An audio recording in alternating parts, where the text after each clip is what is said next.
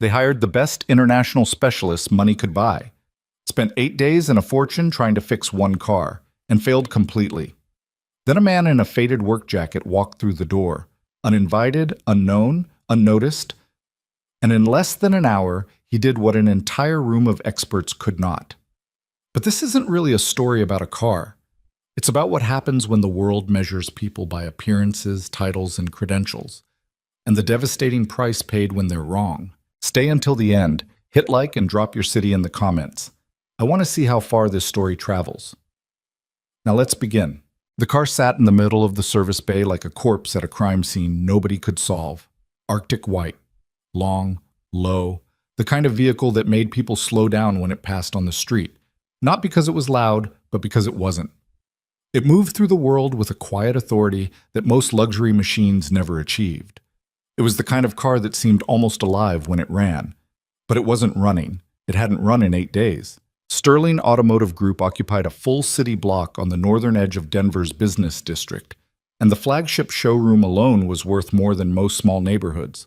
Floor-to-ceiling glass, polished stone floors the color of slate. Vehicles arranged like sculptures in a gallery, each one lit from above with the kind of careful precision that made them look less like machines and more like art. Olivia Sterling had built all of it from the ground up over 7 years, and she knew every square inch of it the way a surgeon knows their own hands. She was standing at the second-floor railing now, looking down at the service bay through the glass partition that separated the showroom from the workshop. Her coffee had gone cold 20 minutes ago. She hadn't noticed. 30 years old. Dark hair pulled back in a way that said she hadn't had time to think about it that morning. Sharp eyes that her board of directors had learned, sometimes painfully, never missed a detail. She wore a charcoal blazer over a white shirt, the sleeves pushed up to her forearms in a way that had become unconscious habit, a small signal she gave herself when something needed fixing and she was ready to get into it. Right now, she was not ready. She was exhausted, and the car below was winning. "Ms. Sterling." She turned. Marcus Webb, her head of operations, was walking toward her with a tablet in one hand and the expression of a man delivering news he'd rather keep to himself. He was in his mid-50s, gray at the temples, and had been with the company since the early days. Olivia trusted him. Right now, that trust felt like the only thing holding the floor together. "Tell me something good, Marcus." He hesitated. That hesitation told her everything before he opened his mouth. "Reinhardt's team has completed their second full diagnostic cycle," he said, keeping his voice low even though they were alone on the mezzanine. "They're recommending we escalate to the manufacturer's regional engineering division. They think the fault might be embedded in the powertrain management firmware, something that requires direct factory access to—" "Marcus." Olivia held up a hand. "That's not something good." "No," he agreed quietly. "It's not." She turned back to the glass. Down in the bay, 3 men in pressed technical uniforms were gathered around the vehicle with the particular posture of people who are professionally required to look like they know what they're doing. Karl Reinhardt stood slightly apart from the others, arms crossed, talking to someone on his phone in the clipped, assured tones of a man who had never once publicly admitted he was lost. Reinhardt Automotive Consulting was the firm she'd hired on the recommendation of 2 separate industry contacts, European-trained specialists, certifications in 12 different vehicle systems, a client list that included 4 major manufacturers and 2 Formula racing teams. Their daily rate was not something Olivia thought about because thinking about it made her jaw tighten. 8 days. The number sat in her chest like a stone. "What's the total cost exposure if this extends another week?" she asked. Marcus consulted the tablet, though she suspected he already had the number memorized. "Direct costs, specialist fees, equipment rental, parts ordered and returned. We're approaching 400,000, but that doesn't account for reputational impact. This vehicle was the centerpiece of the Whitmore acquisition. You know what Gerald Whitmore is like." She knew. Gerald Whitmore was the kind of man who judged the world by what it revealed about itself under pressure. And right now, Sterling Automotive was revealing that it could not solve a problem in its own service bay. He hadn't called yet. That silence was somehow worse than if he had. "Keep Reinhardt's team on standby," she said. "I need to think." Marcus nodded and left without pressing her.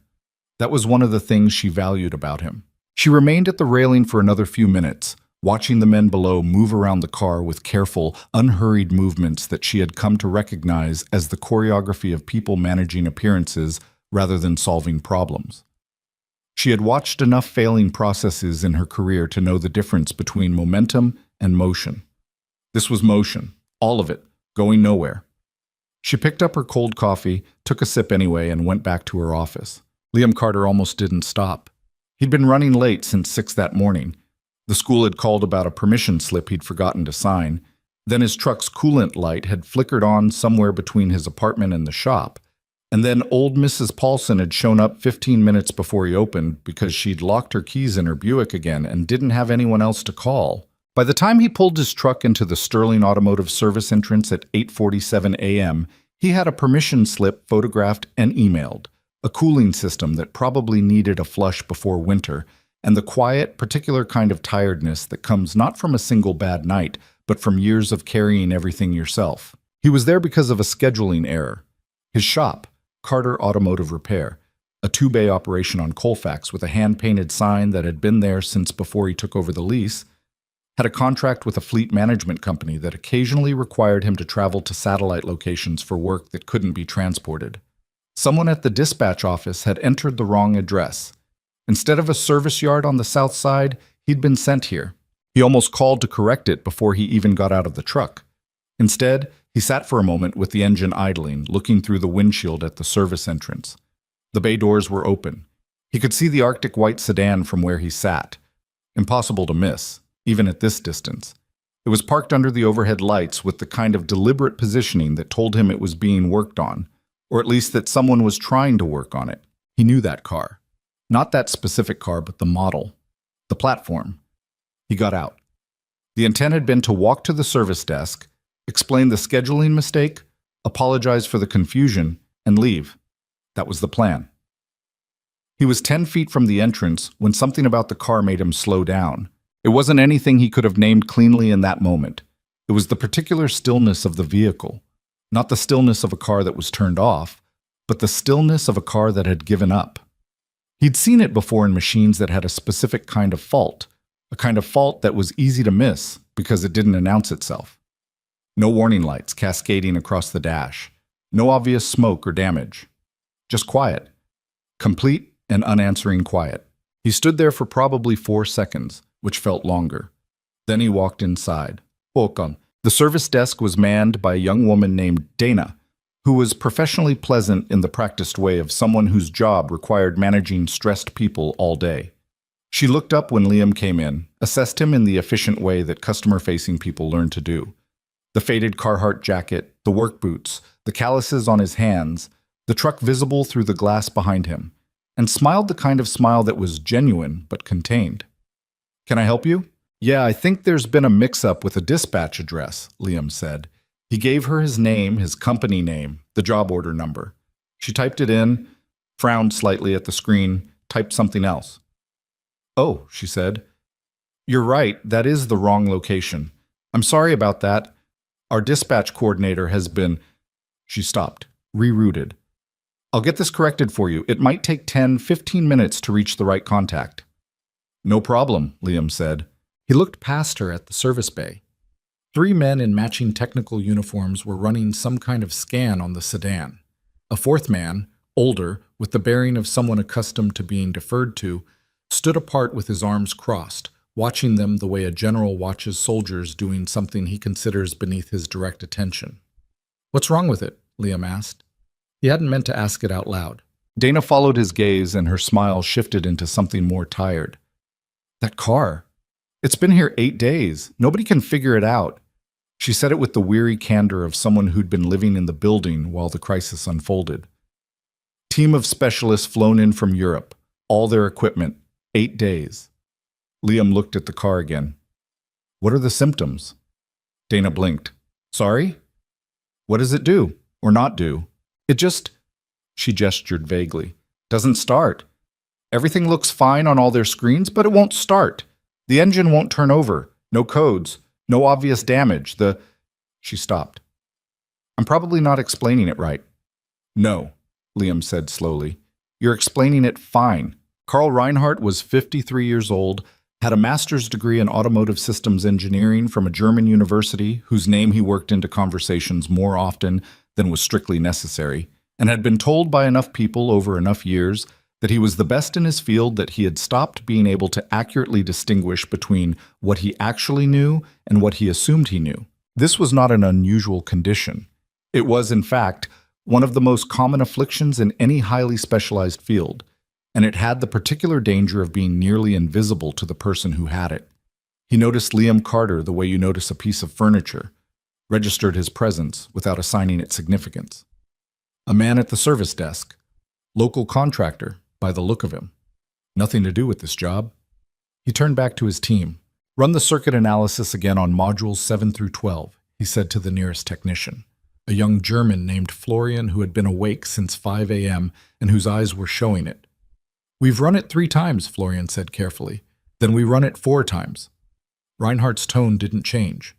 The fault is in the electronics. I am certain of this. Florian nodded and went back to the laptop. Reinhardt was not, in fact, certain. He hadn't been certain since day 4, when every diagnostic pathway he would have staked his reputation on had come back clean. By day 6, he had begun the careful internal process of reframing the situation, telling himself the fault was genuinely unprecedented, that no one could have found it, that the vehicle itself was perhaps compromised at a manufacturing level that no external team could diagnose without factory access. This reframing made him feel better. It did not make him any closer to solving the problem. He pulled out his phone and called the client's operations manager again. Olivia was back on the mezzanine when Marcus's voice came through the intercom. Ms. Sterling, there's a gentleman down here asking about the vehicle. I'm not sure it's Reinhardt's team? No, he came in for a dispatch correction, wrong address, but he's been standing at the service bay door for the last few minutes, and he asked Dana some questions about the car. A pause. He seems, I don't know how to put it, interested. Olivia looked down. She could see a man at the edge of the service bay, mid-30s, she guessed, work clothes, looking at the Arctic white sedan with a stillness that she found, for reasons she couldn't immediately explain, more compelling than the constant busy movement of the 3 technicians around it. Send him in, she said. He's not... Marcus. Send him in. None. She met him at the bottom of the stairs. Up close, she adjusted her assessment slightly. He was probably 32, maybe 33.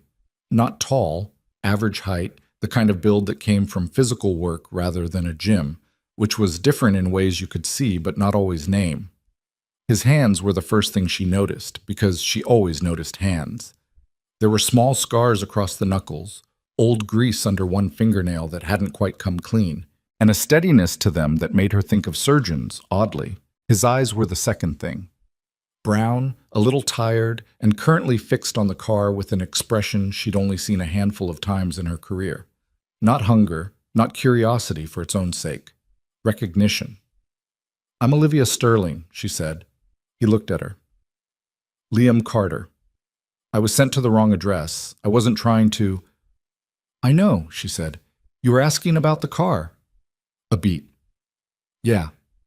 What do you do, Mr. Carter? I run a small shop on Colfax. Independent. Mostly older models, domestic and import, some specialty work when it comes in. She looked at him. He didn't elaborate or embellish, which she noticed. The specialists have been here 8 days, she said. I heard. They've run every diagnostic in the standard service documentation. I'd expect so. She studied him for a moment. Behind her, she was aware that Reinhardt had ended his phone call and was watching this exchange with the particular attention of someone who senses a territorial challenge. Would you like to look at it? She asked. Liam glanced past her at the car, then back at her. He seemed to be measuring something. I'd need a flashlight, he said, a multimeter, and 10 minutes without anyone standing over my shoulder telling me what they've already checked. Reinhardt's voice came from behind her, sharp and controlled. Excuse me. Olivia turned. Reinhardt was walking toward them, phone still in hand, wearing the expression of a man who had spent his career not being questioned in his own workspace. He stopped a few feet away and looked at Liam with the kind of polite, surgical condescension that certain professionals wield like a scalpel. Carl Reinhardt, he said, not extending a hand. Reinhardt Automotive Consulting. And you are? Liam Carter. And your firm is? Carter Automotive Repair. A pause. Reinhardt let the pause do work. Mr. Carter, he said, my team has run 12 complete diagnostic cycles on this vehicle using equipment that costs more than most shops of your description are worth. We have eliminated every standard failure point and a significant number of non-standard ones. I'm not sure what you imagine you're going to find with a flashlight that we haven't already documented. Liam looked at him. He didn't bristle. He didn't defend himself or list credentials. He just looked at the man for a moment the way you look at weather, noting it, accepting it, not particularly interested in arguing with it. You're probably right, Liam said. Then he looked at Olivia. She felt something in the room shift, the way air shifts before a storm. Not dramatic, just a change in pressure. Do you have a flashlight? She asked Marcus, who had materialized at her shoulder at some point. Yes, Marcus said, and went to get one. Reinhardt watched from a distance, arms crossed, jaw tight. Florian and the other two technicians stood near their equipment and watched too, though with less hostility and more of the hollow curiosity of people who had run out of ideas and were quietly grateful for any new movement, even if they'd never admit it. Liam didn't perform. That was the first thing Olivia noticed as she stood back and let him work. There was no theater to it. He didn't sweep his hand dramatically over the hood or crouch with exaggerated intensity. He moved around the vehicle the way someone moves through a room they know well, unhurried, direct, touching things deliberately and then moving on. He started at the exterior, which surprised her. Not the engine, not the interior. He walked around the car slowly, running one hand lightly along the lower body panels. He stopped at the rear driver's side, crouched down, looked at something on the undercarriage, stood back up. He opened the driver's door and sat in the seat for about 90 seconds without touching anything, just looking. Hands in his lap. Olivia would later think that this was the moment she started to take him seriously. Not because of what he was doing, but because of what he wasn't doing. He wasn't searching, he was thinking. He got back out, walked to the front, opened the hood. Reinhardt made a sound that wasn't quite a laugh. We have photographed and cataloged every component in that engine bay. Every connector, every... Carl.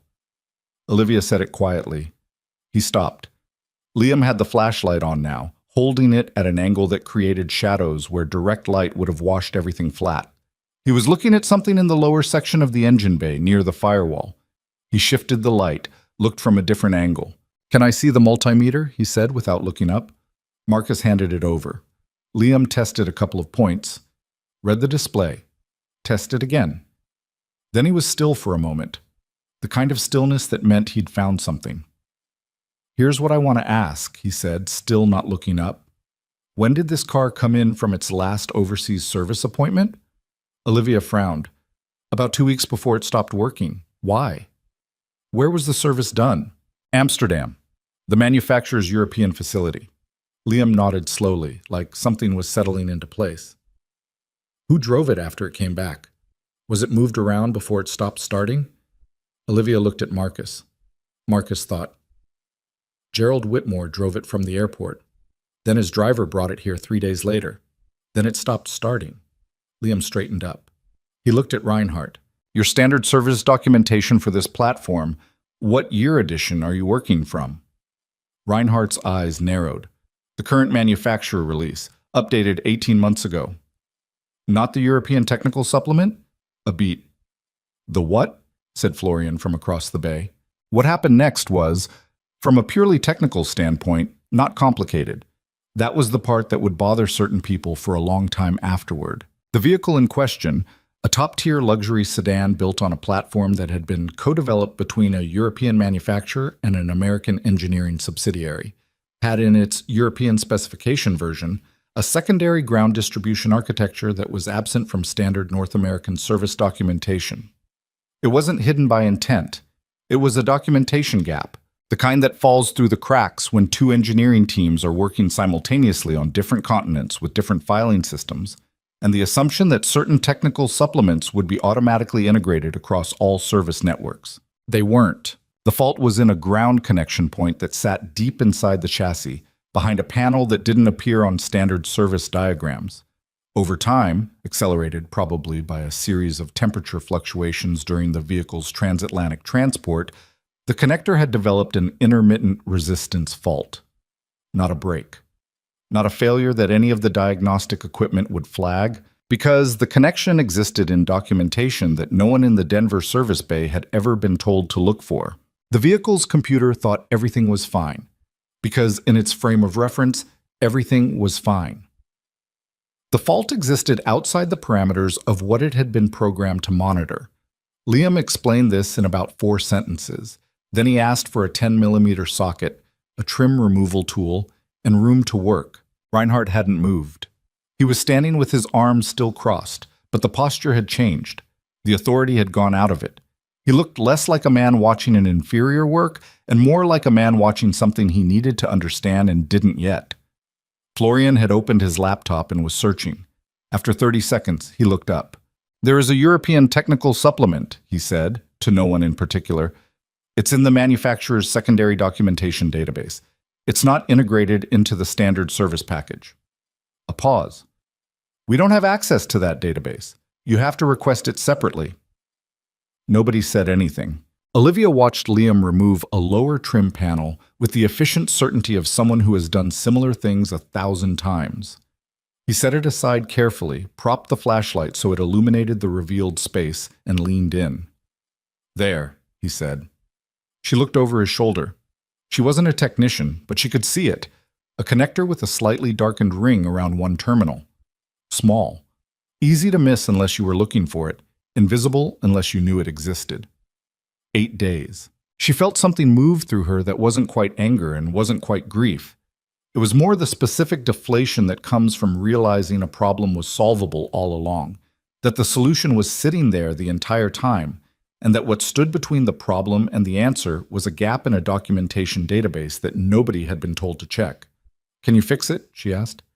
"Yeah," Liam said. "Give me a few minutes." The service bay had gone very quiet. At some point, word had filtered through the building, the way word always filtered in places with a shared crisis. And there were now perhaps a dozen people standing at the edges of the space. 2 showroom sales associates, 3 other service technicians who'd been working on other vehicles. Dana from the front desk, a detailer who'd been working in the adjacent bay and had simply stopped and turned around. They all watched Liam Carter work. He didn't hurry. He cleaned the connector terminals with the careful, methodical attention that the work demanded. He replaced the compromised hardware with components from a small kit he'd gone to get from his truck, which he'd done without asking anyone. Just walked out and walked back in 2 minutes later with a worn canvas roll of tools that looked like it had been with him for years. The whole repair took 18 minutes. When he was done, he replaced the trim panel, picked up his tools, wiped his hands on a shop rag that Marcus had materialized from somewhere, and looked around at the assembled audience with the mildly uncomfortable expression of a person who had not expected an audience. "Okay," he said. He looked at Olivia. She looked at the car. "Do you want to—" she started. "You should do it," he said. "It's your car." She hadn't been expecting that. She took the key fob that Marcus was holding out, walked to the driver's side door, and got in. The interior smelled like leather and something faintly chemical from 8 days of diagnostic equipment. The seats were cold. Through the windshield, she could see the entire service bay. The technicians with their equipment, Reinhardt standing to one side with an expression she couldn't read, Liam standing a few feet back from the hood, with his hands in his jacket pockets and his eyes on the dash. 12 people holding their breath. She pressed the ignition button. The engine came alive instantly. Not with drama, not with the exaggerated roar of a machine straining back to life after a long illness, but with the quiet, immediate authority of a system that had simply been waiting for the right circuit to close. No hesitation, no coughing, just on. She sat with it for a moment, feeling the vibration through the seat, watching the gauges settle into their normal positions like a body relaxing after a long tension. 8 days. She got out. Reinhardt was looking at the car. Not at Liam, not at her. At the car, with the expression of a man doing fast, private mathematics in his head, recalibrating something, reassessing something, working through implications he wasn't ready to share with the room. Florian was looking at his laptop. The sales associates and the detailer started talking to each other in low voices. Liam was picking up his canvas tool roll. "Mr. Carter," Olivia said. He looked up. Don't go yet, she said. She took him upstairs to her office, which was not something she'd planned. It was a corner space on the second floor. Glass on two sides, a desk that held 3 monitors, and a geological layer of documents and folders, a leather chair behind it that she rarely used because she was almost never sitting, and 2 chairs across from it that were used for meetings and were, at the moment, occupied by the ghost of every difficult conversation she'd had in the last 8 days. She offered him coffee. He said yes, and she poured it herself from the machine on the sideboard, an old habit from before she could afford to have people do things like that for her, and one she'd never entirely shed. She sat across from him and looked at him for a moment. How did you know? She asked. About the European supplement. Liam wrapped his hands around the coffee cup. He looked at it for a second before he answered. I knew the platform, he said. I worked on the engineering team that developed part of the electrical architecture for this model, back when I was at a different point in my life. He paused. The North American and European variants were diverging in the documentation during the last phase of development. I knew there were supplemental specs that weren't getting fully integrated into the standard service packages. I didn't know if this specific variant had made it to market with that gap still open, but he shrugged. The symptoms matched what that gap would cause. Olivia was quiet for a moment. You were a systems engineer, she said, among other things. At what firm? He named it. She knew it. Everyone in the industry knew it. It was one of the firms that the manufacturer worked with during platform development. Serious people doing serious work at a level that was several rungs above what she'd assumed when he walked through her service entrance in a Carhartt jacket. Why did you leave? She asked, and then immediately caught herself. You don't have to answer that. That's not my... It's fine, he said. He thought for a second about how to say it. My daughter's mother left when Maya was 8 months old. I was traveling for work 60% of the year. I had a choice to make. He looked up from the coffee cup. I made it. The office was quiet for a moment. Outside the glass, Denver's skyline sat against a gray November sky. How old is she now? Olivia asked. 7? She's in 2nd grade. Something shifted slightly in his face, the way a room changes when you open a window. She's the smartest person I know, actually. She corrects my grammar. Olivia smiled, and it was the first real smile she'd had in 8 days. That must be humbling. Every day, he said. But yeah. She looked at him. This man who had walked through the wrong door, asked a few quiet questions, fixed in 18 minutes what a team of credentialed experts hadn't fixed in 8 days, and was now sitting across from her talking about his 7-year-old daughter's grammar corrections with the same directness he'd applied to the car. She thought about what Marcus had said downstairs. He seems interested, and understood now that what Marcus had actually seen was something rarer than interest. He'd seen recognition, the look of someone who understands a problem not because they've been told about it, but because they've been inside it. I want to ask you something, she said. Okay. And I want you to think about it before you answer. He waited. Sterling Automotive has a technical advisory problem, she said. Not a staffing problem, not a parts problem, a thinking problem. What happened downstairs today has happened before, in smaller ways, across multiple service locations. We have excellent technicians. We have good equipment. But we've been relying on a consulting model that prioritizes credentials over curiosity, and it's costing us in ways that go beyond today. She paused. I'm not going to make you a job offer right now, because that's not the right conversation. But I want to tell you what I'm thinking, and I want you to tell me what you actually think, not what you think I want to hear. Liam looked at her steadily. That's a harder ask than it sounds, he said. I know, she said. Try anyway. He set down the coffee cup, leaned back slightly. She could see him actually thinking, not performing consideration, actually doing it. The problem downstairs wasn't that your specialists were bad, he said finally. They weren't. The circuit analysis work Florian showed me was clean. The problem was that they stopped asking questions before they should have. At some point, probably around day 3 or 4, the search for a solution turned into a defense of the work they'd already done. He paused. That's not a credentials problem. That's a culture problem. Once someone becomes more invested in being right about what they've already checked than in finding what they missed, you've lost the diagnosis. Olivia was very still. And the young technician, Liam continued. Florian mentioned someone on the team had flagged a similar possibility a few days ago and been overruled. That's a hierarchy problem layered on top of the culture problem.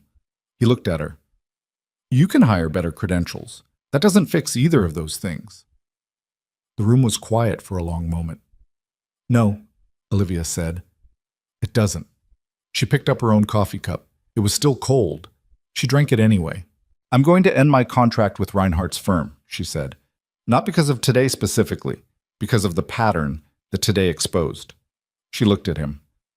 And I'm going to have a different conversation with you in about 2 weeks. A formal one, with a real proposal. Liam studied her. My shop has a lease, he said, and obligations to customers. I know, she said. I'm not asking you to walk away from anything. I'm asking you to consider adding something. She paused. There's also a young technician on Reinhardt's team I'd like to poach before he fires them, if you have any thoughts on that. Something moved across Liam's face. Not quite a smile, but the architecture of one. The kid who found the documentation gap first, he said. Florian? Florian's good, Liam said, but I think you want the one who was overruled before that, the one who raised a hand and got shut down. He thought for a moment. That's the one worth keeping. Downstairs, Reinhardt had sent his team to pack their equipment. He stood alone beside the Arctic white sedan for a few minutes, hands at his sides now, not crossed. The engine had been turned off. The car sat quiet again, but differently. Not the aggressive silence of a broken machine, but the simple silence of something at rest. He was 53 years old. He had built a firm on a reputation that was, he was coming to understand with an unpleasant clarity, partly genuine and partly the accumulated weight of being unchallenged long enough that the challenge never developed. That wasn't a comfortable thing to look at directly. He pulled out his phone and scrolled to the number for the manufacturer's documentation office. He'd had it for years, had never had reason to call it, because he'd always assumed the service documentation provided was complete. He sat for a moment looking at the number. Then he put the phone away.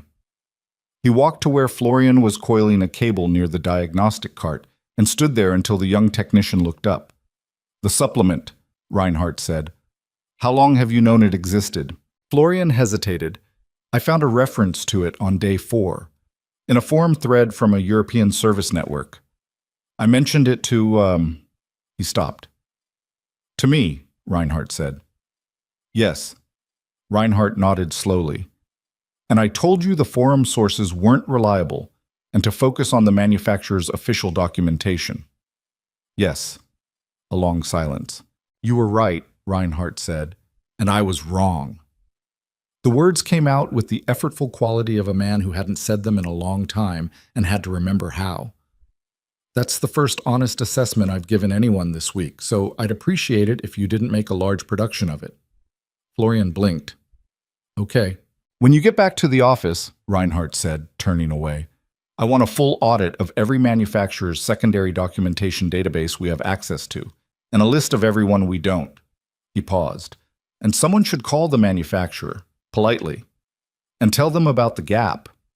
He walked out of the service bay into the gray Denver morning and stood on the curb for a moment, breathing cold air. He was not a changed man. Changed men were the territory of stories that moved faster than real life. But something had shifted, just slightly. A hairline crack and a certainty that had been load-bearing for too long. That was, for now, enough. Liam left Sterling Automotive at 11:23 a.m. He sat in his truck for a minute before starting it, looking at the clipboard on the passenger seat with the day's scheduled jobs. Mrs. Paulson's Buick key situation had already been resolved. There was an oil change at noon, a brake inspection at 2, and an old Volvo wagon with an idle problem that had been waiting in the shop since Tuesday. Ordinary work. The kind of work he'd chosen deliberately, for reasons he'd explained to Olivia Sterling in her corner office with the gray sky behind her, and that he didn't regret and didn't want to. He thought about Maya. She'd be in school until 3:15. He'd pick her up, and she'd immediately launch into something. A story about what happened at recess, a question about something she'd read, a correction to something he'd said yesterday that she'd been holding until she saw him. She did that, Filed things away. Smart kid. Terrifyingly smart sometimes. He started the truck. The coolant light stayed off. That was something, at least. He pulled out of the Sterling Automotive lot and turned onto the street, heading south toward Colfax and the ordinary responsibilities of an ordinary Tuesday that had turned out to be something else entirely. He didn't know yet what Olivia Sterling's proposal would be. He didn't know if it would work with his lease, his schedule, his life as it actually was. Not as it might have been. Not as people who knew his history sometimes thought it should be, but as it was. A small shop, a pickup truck, a 7-year-old who corrected his grammar. He'd think about it. He thought about most things. It was a habit that had served him reasonably well. The city moved past the windows.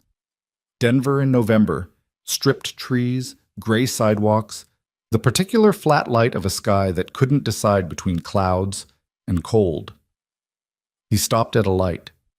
An old man was walking a very old dog on the sidewalk beside him, both of them moving at the same deliberate pace, both of them with the particular dignity of creatures who had been doing this long enough that they didn't need to rush.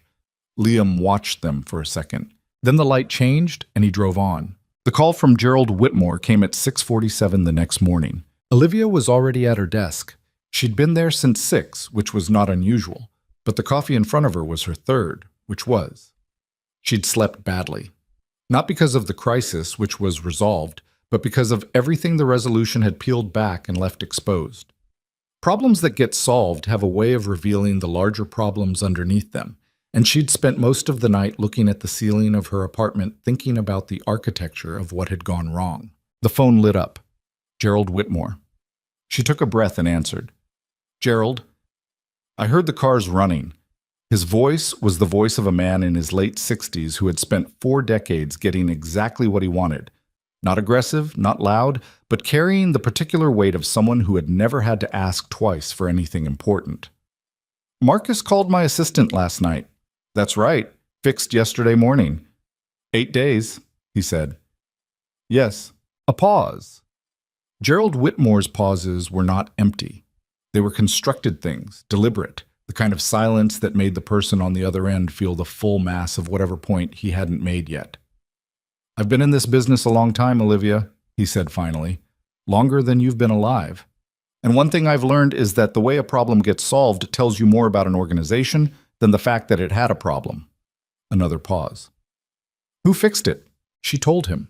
Not the abbreviated version she might have given a board member or a trade publication. The real version. The scheduling error that brought Liam Carter through the wrong door. The moment at the service bay. The flashlight, the multimeter, the 18 minutes. The conversation upstairs, and what Liam had said about culture and hierarchy being the real failure. Whitmore listened without interrupting, which was how she knew he was genuinely interested. A repair shop on Colfax, he said when she finished. That's right. Another pause, shorter this time. And what are you going to do with him? I'm working on that, she said. Good, Whitmore said, and the word landed with an approval she hadn't known she was looking for until it arrived. Because the answer to what happened in that service bay isn't hiring better credentials, Olivia. You know that. I know. The answer is building something different. He paused. I'll come by Friday to pick up the car. I'd like to meet him, if he's available. I'll see what I can arrange, she said, and meant it. She hung up and sat for a moment with the phone in her hand. Outside, Denver was just starting to wake up. The early commuter traffic beginning to thicken on the street below. The sky still that deep pre-dawn blue that felt like the world holding itself before the plunge into another day. She picked up a legal pad and wrote 2 things at the top of the page. The first was Liam Carter's name. The second was a name she'd been sitting on since the previous afternoon, when something Liam said had clicked into place. Ethan Brooks. Ethan Brooks was 26 years old and had been a junior technician on Reinhardt's team for 14 months. He was the one who had been overruled. He was the one, Liam had said, worth keeping. She hadn't had enough information to do anything with that observation yet. Now she picked up her phone again and called Marcus. I need everything you can find on a technician named Ethan Brooks, she said when he answered. He was on Reinhardt's team. I want to know what he can do before I talk to Reinhardt about releasing him. Marcus didn't ask why. He said he'd have something by noon. She set the phone down and looked at the legal pad for a moment, then added a third line. Documentation gap. Manufacturer. Someone needed to make that call, and she was already composing it in her head, thinking about tone and framing, thinking about how to present a systemic gap in their service documentation as a partnership problem to be solved rather than a failure to be defended. She was 3 lines into a new problem before she'd finished her coffee. This, she understood, was simply how she was built. The 2 weeks Olivia had mentioned to Liam turned out to be closer to 12 days, which was partly because she moved faster than she told herself she would, and partly because Marcus had a conversation with Ethan Brooks on day 3 that accelerated things considerably. Marcus called her from the parking lot of a coffee shop near the former Reinhardt team's temporary office location, speaking quietly with the practiced discretion of a man who had worked for ambitious people his entire career and understood that discretion was part of the job. "He's sharp," Marcus said, "genuinely sharp. Not in the way that gets performed for interviews. He was asking me questions about our diagnostic infrastructure before I'd finished explaining why I wanted to meet." "What kind of questions?" "Whether we had cross-referencing protocols between service locations. Whether technicians could flag uncertain diagnoses upward without going through the location manager. Whether there was any system for tracking patterns across multiple failures rather than treating each service event as isolated." A pause. "He's been thinking about these things." Olivia was quiet for a second. "He's 26. "I know. And he's been doing this thinking while working for a firm that made him feel like his thinking wasn't wanted." "That's more or less what he said, yes. Not in those words. In those words, it was something like, 'At Reinhardt, you learned pretty fast that having a different idea than Carl in front of a client wasn't a good career move.'" Olivia wrote something on the legal pad. "Is he loyal to Reinhardt?" "I don't think loyalty is the right word for what he feels about Reinhardt," Marcus said carefully. "I think he's grateful for the training and tired of the dynamic. Those 2 things can coexist." "They usually do," she said. "Set up a second meeting, formal this time, my office." She told Liam about Ethan in a phone call that evening, partly because she'd promised to keep him informed and partly because she'd found, over the last 10 days, that she valued his read on people in a way that was harder to explain than it should have been. He had a way of listening to a description of someone and cutting straight to the thing worth paying attention to. "What was the question he asked about diagnostic infrastructure?" Liam said. She repeated it, a beat of silence on the line. "Yeah," Liam said. "That's the question. That's exactly the right question to be asking." "I thought so." "He didn't get that from Reinhardt," Liam said. "That came from somewhere else. Either he figured it out himself or someone taught him early on that systems fail as systems, not as individual parts." "Do you think he's ready for something like this?" "Ready in what sense?" Liam asked. "In the sense of stepping into a role where what he thinks actually matters, where there's no one above him to defer to when it gets uncomfortable." Liam was quiet for a moment. "Nobody's really ready for that," he said. "You find out if you can handle it by doing it. The question is whether he's the kind of person who'll be honest about what he doesn't know, because that's the thing that either holds you up or gets you through." "And you think he is?" "I think anyone who raises a hand in front of a senior colleague and gets shut down and doesn't pretend it didn't happen and doesn't stop thinking, yeah." A pause. "I think he probably is." She made a note. Then she said, "I want you in that meeting." "Olivia, not as an employee, not yet, just as a perspective I trust." She said it plainly because she'd found that plainness worked better with him than most of the framing she used in business conversations. "I'll explain to Ethan who you are before we sit down. No surprises." A longer pause this time. "Okay," Liam said. "When?" "Thursday, if that works." "I'll move the Volvo to Friday." She smiled. She'd learned that his jokes were dry enough to miss if you weren't paying attention, and she'd started paying attention on about day 4 of knowing him. The Volvo, she'd gathered, had become something of a recurring character in his life. An old station wagon with a perpetual idle problem that belonged to a retired music teacher named Howard, who couldn't afford to take it to a dealership and who brought it to Liam every few months with a different theory about what was wrong, which theories were always interesting and mostly incorrect, and whom Liam seemed to genuinely like. She'd gotten this information in fragments across multiple phone calls, which told her something about how Liam communicated, not through direct biography, but through the gradual accumulation of small true things, Thursday came with the particular gray efficiency of a November morning that had no interest in being anything other than what it was. Ethan Brooks arrived 12 minutes early, which Olivia noted without commenting on. He was tall, with the slightly unfinished look of someone who had grown into most of his height and was still growing into the rest of himself. Dark circles under careful eyes.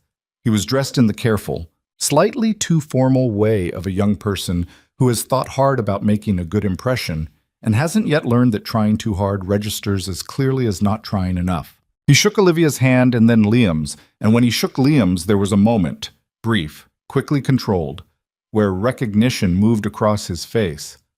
"I know who you are," Ethan said. Not to Olivia, to Liam. Liam raised an eyebrow slightly. "Florian?" "He wouldn't stop talking about it," Ethan said, "after you left. He kept saying he needed to understand how you knew about the supplement. He went and read the whole thing that afternoon." A pause. "To be honest, I think it changed how he thought about documentation entirely." "Good," Liam said. "Florian's going to be fine." They sat down. Olivia let the first few minutes breathe. Let Ethan get settled. Let the room establish itself. She'd found over the years that the way people behaved in the first few minutes of a meeting, when they were still arranging themselves and before the formal agenda took over, told you more than most of what followed. Ethan sat forward. Not all the way. Not aggressively, but with his forearms on the table rather than leaning back. He looked at both of them before he spoke. Not just at Olivia, which was unusual for someone in a meeting where the power clearly resided in one corner of the table. "I want to be straightforward," he said. "I don't know exactly what you're proposing, and I want to hear it, but I also want to say something first, if that's okay." Olivia gestured for him to continue. "What happened with that car? With the Whitmore vehicle?" "I'm not proud of my role in it," he said. "I found the reference to the European supplement on day 4. I brought it to Carl and he dismissed it, and He stopped for a second, and she could see him working through something honest. "I let it go.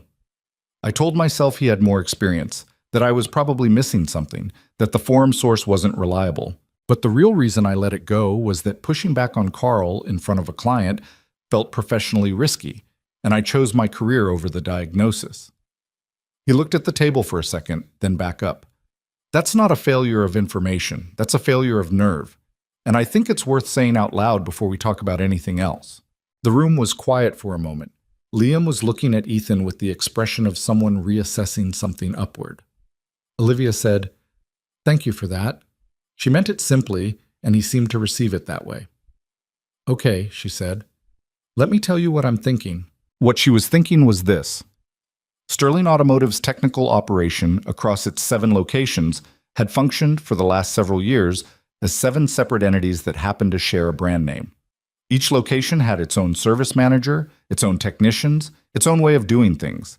They shared parts sourcing and some equipment, and they had quarterly meetings where information was shared in the formal, selective way that quarterly meetings produce. Summaries rather than substance.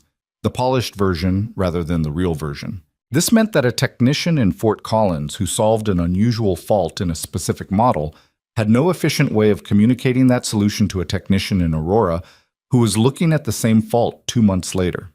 It meant that documentation gaps fell through because no one location had the full picture.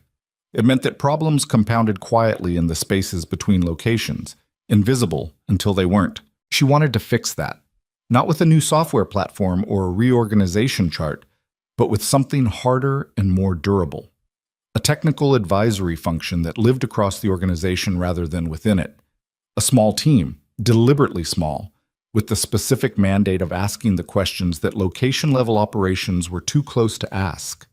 A team whose job was to not know the answer yet, to stay curious longer than was comfortable, to go looking in the places that standard documentation said to stop. Liam and Ethan, she said, were the team she was thinking about building it around. She watched both of them absorb this. Ethan said, "What does advisory mean in practical terms? Because in my experience, it can mean anything from actually having authority to change things to having a very nice title and no power." Olivia looked at him. "It means that when you flag a problem, I want to hear about it directly, not through a chain of managers who've already decided what they think about it." She paused. "And if there's structural resistance to what you find, which there will be, because there always is, you come to me before you back down. Ethan nodded slowly. Liam said, I want to be clear about something. I have a shop, obligations to customers, a lease that runs through next year. I'm not walking away from that. I know, Olivia said. So whatever this is, it's part-time to start. Defined scope. I'm not available for emergencies at 10 p.m. because someone wants a crisis managed. Agreed. And I want to be useful, he said, not decorative. If I find something and you've already decided what the answer is, I'll waste your time and mine. That's the only reason I'm asking you, she said. He held her gaze for a second, then nodded once. Ethan said, Can I ask how Reinhardt is taking this? Olivia had terminated the contract with Reinhardt's firm 2 days after the diagnosis. The conversation with Reinhardt had been professional, direct, and brief. She'd paid the outstanding invoices without dispute. The work had been done, even if it hadn't been sufficient, and had explained that the organization was taking its technical consulting in a different direction. Reinhardt had received this with the measured dignity of a man who had been in the industry long enough to know that every contract had an end and that arguing about them never served anyone. What she hadn't told Reinhardt until she called him separately the following morning was that she wanted to hire Ethan Brooks and that she was calling as a professional courtesy before she made the offer directly. That conversation had been different. He was quiet for a while, she told Ethan now, and then he said that you were one of the best young technical minds he'd had on his team in 10 years, and that he should have listened to you on day 4, and that he hoped you'd take the opportunity. She paused.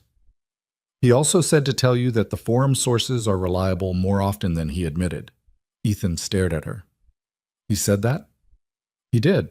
Something moved across Ethan's face. Complicated, not easy to read. The particular expression of someone receiving an apology that they'd stopped expecting and didn't know exactly what to do with. Huh, he said quietly. The meeting ran another hour, moving from framework to specifics. Scope, timeline, how they'd structure the first assessment of cross-location diagnostic patterns, what access they'd need, and from whom.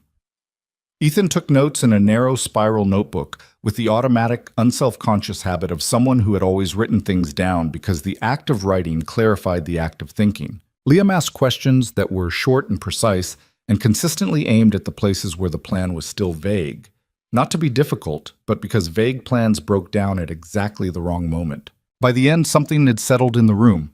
Not a formal agreement, not yet.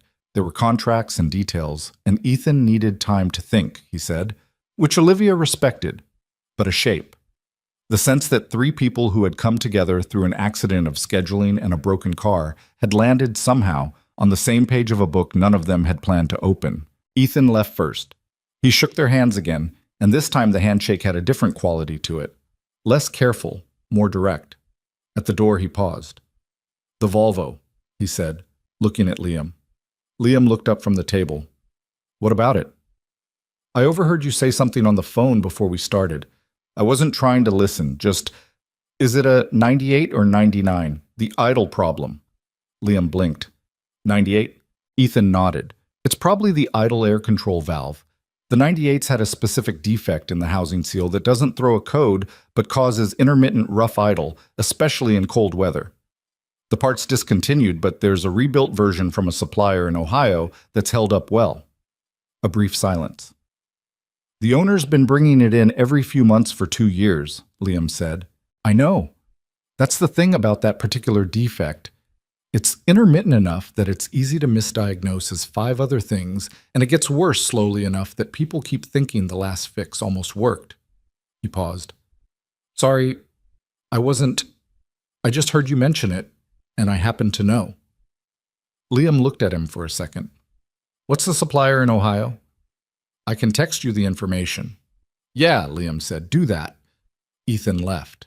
Olivia and Liam sat in the office for a moment in the specific quiet that follows a meeting that has gone better than expected. Outside the glass, the service bay below was active. 2 technicians working on a domestic SUV, another running a diagnostic on something at the far end of the bay. The normal business of the place continuing its rotation.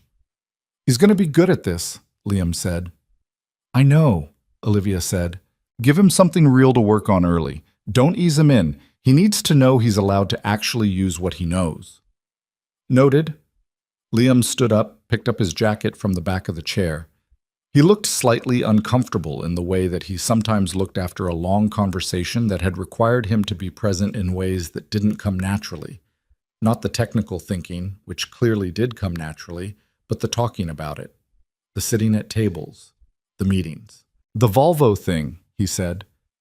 "I know," Olivia said, and she was smiling. "I've looked at that car 11 times. He was in the building for 40 minutes. "Don't," Liam said. "I'm not saying anything." "You're thinking something, which is basically the same thing." She laughed, and it surprised her slightly. A real laugh. Not the social version, not the boardroom version, the kind that comes out when your guard is down enough that something genuine gets through. He almost smiled. The almost was becoming something she recognized. "I'll call you when I've looked at the Volvo," he said. "Please do," she said. He left. She listened to his footsteps on the stairs. Not hurried, not slow, exactly the pace of a man who was always moving between two things and had made his peace with that. She turned back to her desk. The legal pad was covered in notes now, the careful architecture of a plan that was still unfinished. 3 lines at the top had become 15. 15 had become a framework, and the framework had become something she could see the shape of even if the edges were still loose.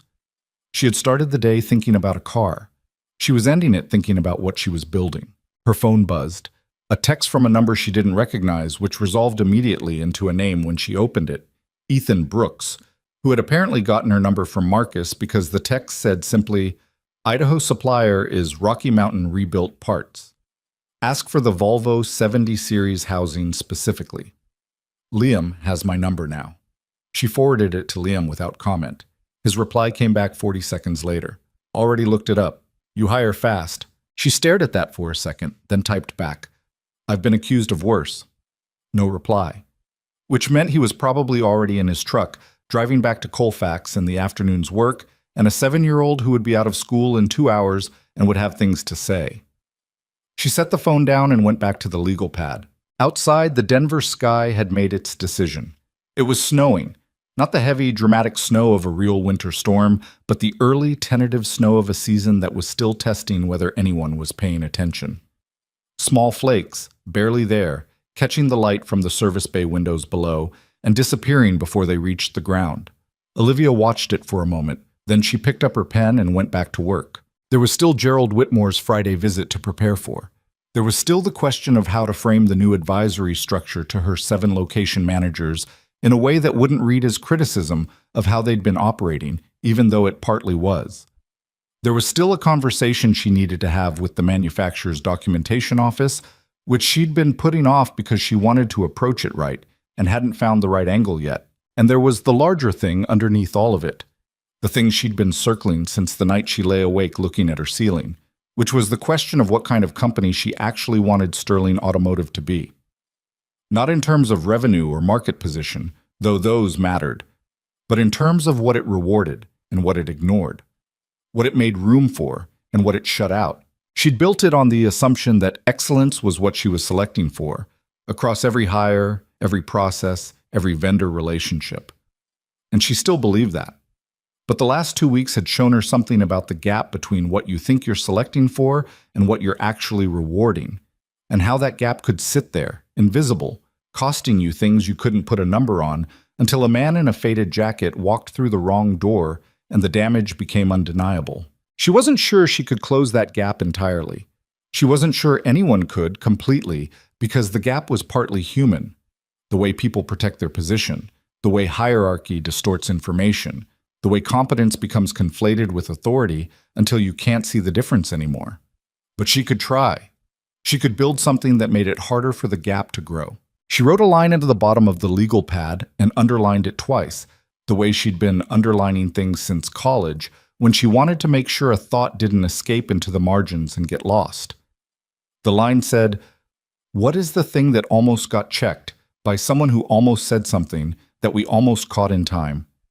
She looked at it for a moment, then she kept writing. Gerald Whitmore arrived on Friday at 2:15 p.m., which was 15 minutes later than scheduled, and communicated something specific about the way he moved through the world. Not careless with other people's time, but confident enough in his own importance that a quarter-hour's variance wasn't something he felt the need to explain. He came in a black town car driven by a man named Victor, who had been with him for 11 years and who opened the door and then stood beside the vehicle with the practiced stillness of someone paid to be invisible and good at it.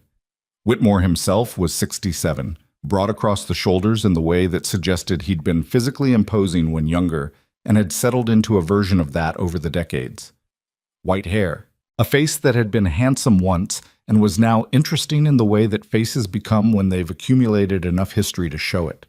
He wore a coat that cost more than most people's monthly rent and carried it with the complete unconsciousness of a man who had stopped thinking about what things cost so long ago that the concept had become abstract. Olivia met him at the entrance. They shook hands with the easy familiarity of people who had negotiated across tables often enough to have developed a genuine, if carefully bounded, mutual respect. "The car," he said, looking past her toward the showroom floor where the Arctic white sedan had been returned to its display position. "Running perfectly," she said. "We did a full systems check after the repair. Everything nominal." He walked toward it. She walked with him. He stopped a few feet away and looked at the vehicle the way you look at something that has caused you trouble, with the residual wariness of a person who has been fooled once and is reminding themselves to be appropriately skeptical of the piece.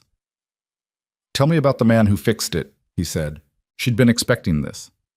She told him again, more compressed this time, knowing his attention moved differently in person than on the phone. He listened with his hands in his coat pockets and his eyes on the car. "He's here today?" Whitmore asked when she finished. "He'll be here at 3. Whitmore nodded. "And the young one? Brooks?" "He started Monday. He's in the back doing the first cross-location audit." Whitmore turned and looked at her. 3 days in and you already have him working?" "He asked to start the day he signed the paperwork," she said. "I didn't see a reason to say no." Something moved in Whitmore's expression. Approval, she thought, though with him it was sometimes hard to separate approval from the mere absence of disapproval. "Good," he said. "That's good." They walked through the showroom and into the conference room adjacent to her office, where Marcus had arranged coffee and the kind of understated hospitality that Olivia's company had developed over years of hosting people for whom overt displays registered as trying too hard. Whitmore settled into a chair without ceremony and poured his own coffee, which she'd noticed he always did. Liam arrived at 3:02. She heard him before she saw him, his voice in the hallway talking to Marcus, something brief and functional, the sound of a man who had learned to navigate institutional spaces without either shrinking or performing. He came into the conference room in the same faded jacket he'd worn the first day, which she'd come to understand was not carelessness, but simply the jacket he wore to work, and work was what he was doing. He stopped when he saw Whitmore, and there was a very brief recalibration. She watched him take in the coat, the bearing, the particular quality of stillness that very wealthy, very confident people carry. And then he simply moved forward and extended his hand. "Liam Carter." Whitmore shook it, looked at him directly in the way that was his habit. Not aggressive, just thorough. "Gerald Whitmore, you fixed my car." "Found the fault," Liam said. The fix itself was straightforward. Whitmore smiled, and it was a real one. "A man who doesn't oversell his own work," he said, "rarer than it should be." They sat down. Olivia let the conversation find its own level, which it did faster than she'd expected. Within 10 minutes, Whitmore was asking Liam technical questions that were sharper than she would have anticipated from a man whose relationship with cars had always seemed primarily aesthetic. Not the questions of someone who wanted to understand the story, but the questions of someone genuinely curious about the mechanism. Liam answered them with the directness he applied to everything, not simplifying for the room but not performing expertise either, just answering. At some point, Whitmore leaned back and said, "My grandfather was a mechanic." He said it the way people say things they don't usually say in business settings, slightly sideways, not making full eye contact. "In Youngstown, worked on steel mill equipment mostly, but he had a side business fixing cars out of his garage. Never made much money. Made enough." A pause. He could hear what was wrong with an engine, not metaphorically. He'd stand next to a running motor and listen for 30 seconds and tell you what needed fixing. Liam was quiet for a moment. "Some people have that," he said. "It's pattern recognition mostly. You hear enough engines and the wrong notes start standing out." Is that what it was for you, with the car? Partly, Liam said. Partly it was knowing where to look because I knew what hadn't been looked at. Whitmore nodded.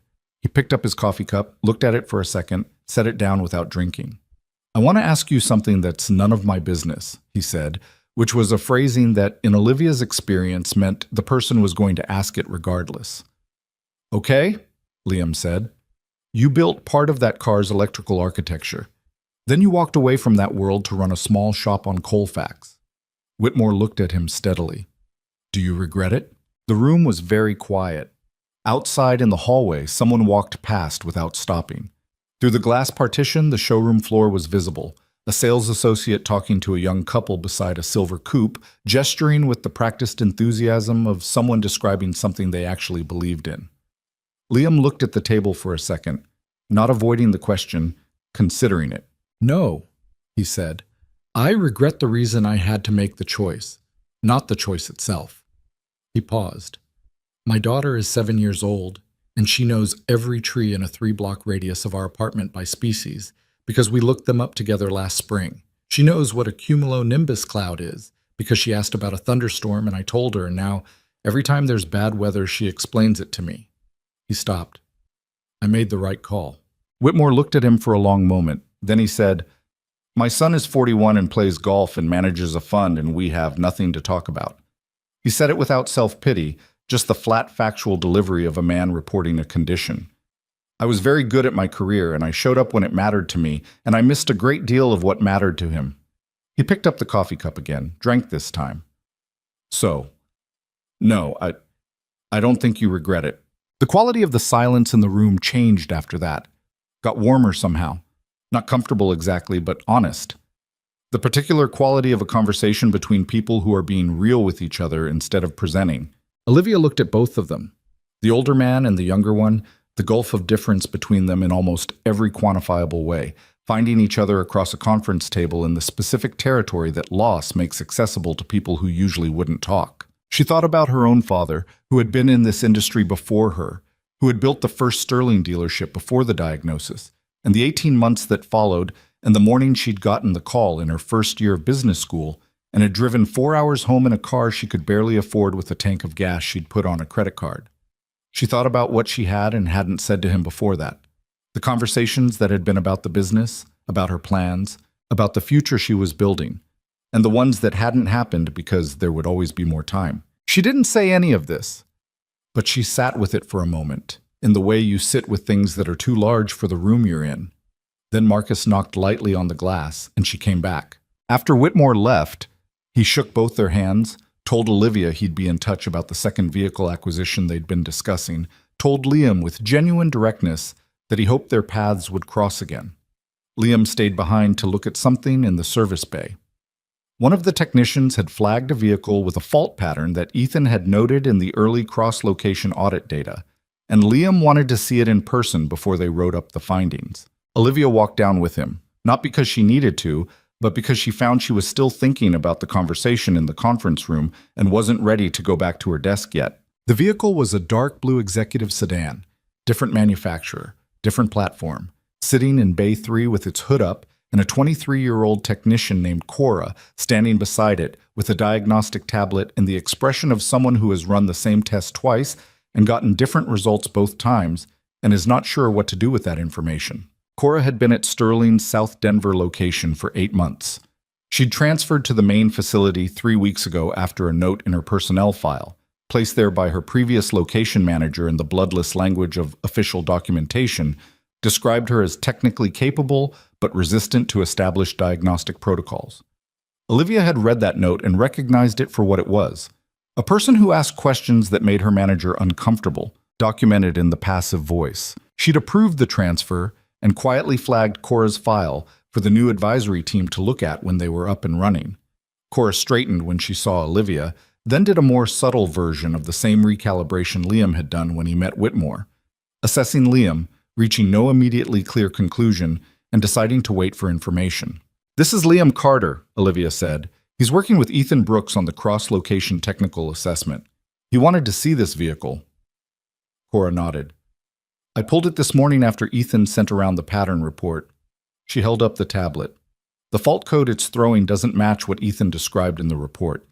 It's adjacent, same symptom presentation, different root cause based on what I'm seeing, or at least different from what he predicted.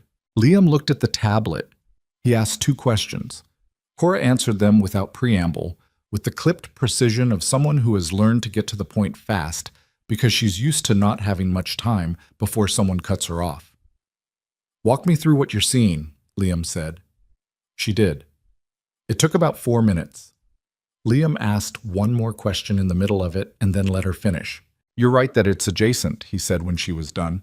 "But I don't think it's a different root cause. I think it's a downstream effect of the same root cause at a different stage." He looked at the engine bay. "Can I show you something?" "Yes," Cora said, and she said it the way someone says yes when they've been waiting a long time for someone to say, "Can I show you something?" and actually mean it. Olivia stood back and watched the 2 of them work. It was different from watching Liam work alone on the Whitmore vehicle. There was dialogue now, a back and forth that had the quality of 2 people genuinely thinking together rather than one person explaining to another. Cora pushed back once, clearly and specifically, and Liam paused and considered it and said she was right about the timing sequence and adjusted what he was showing her. After about 20 minutes, Cora said, "So the pattern report is correct but incomplete." "Right," Liam said. "What Ethan found is the upstream fault. What you're seeing is what it causes 3 months later if it doesn't get caught. They're not different problems. They're the same problem at 2 different points on the timeline." Cora was quiet for a second, processing. "That means we need to check the other 3 vehicles that flagged in the audit." "That's what I'd do. And the ones that didn't flag, if they have the same platform specification." Liam looked at her. Something in his expression shifted. The same thing she'd seen when Ethan mentioned the supplier for Howard's Volvo. Not surprise exactly. More like the quiet satisfaction of a person who has found something they were looking for without knowing they were looking. "Yeah," he said. "Exactly." Olivia made a note on her phone. That evening, she called Ethan to tell him about the Cora finding, and Ethan was quiet for a moment and then said, "I missed the downstream stage." He said it with the same flat honesty he'd brought to the Thursday meeting. No defensiveness, no softening. "I was looking at the originating fault. I should have looked further along the chain." "Now you have someone who caught it," Olivia said. "Is she available to work with us on the rest of the audit?" "I'll ask her. If she's willing, I think we should formalize it. 3 perspectives are more useful than 2, especially if—" He paused. "Especially if the 3rd one sees things the first 2 miss." There was something in that sentence, in the way he'd caught and corrected himself in the middle of it, that told Olivia he was thinking about his own experience at Reinhardt, about what it had cost him and the Whitmore vehicle, that his perspective had been the one that got shut out. She didn't say this. She just said, "I'll talk to her." The next 3 weeks were not dramatic. That was something nobody told you about the period after a crisis resolved. The work that came after was harder in some ways because it didn't have the urgency, the adrenaline, the clarifying pressure of a deadline. It was just work. Careful, incremental, often tedious work that required the discipline to keep asking questions when the impulse was to start declaring answers. Ethan and Cora ran the full cross-location audit, which took 11 working days and produced a report that was 43 pages long and written in language deliberately plain enough that a service manager with no engineering background could follow the reasoning. This was Ethan's idea, and it was a good one.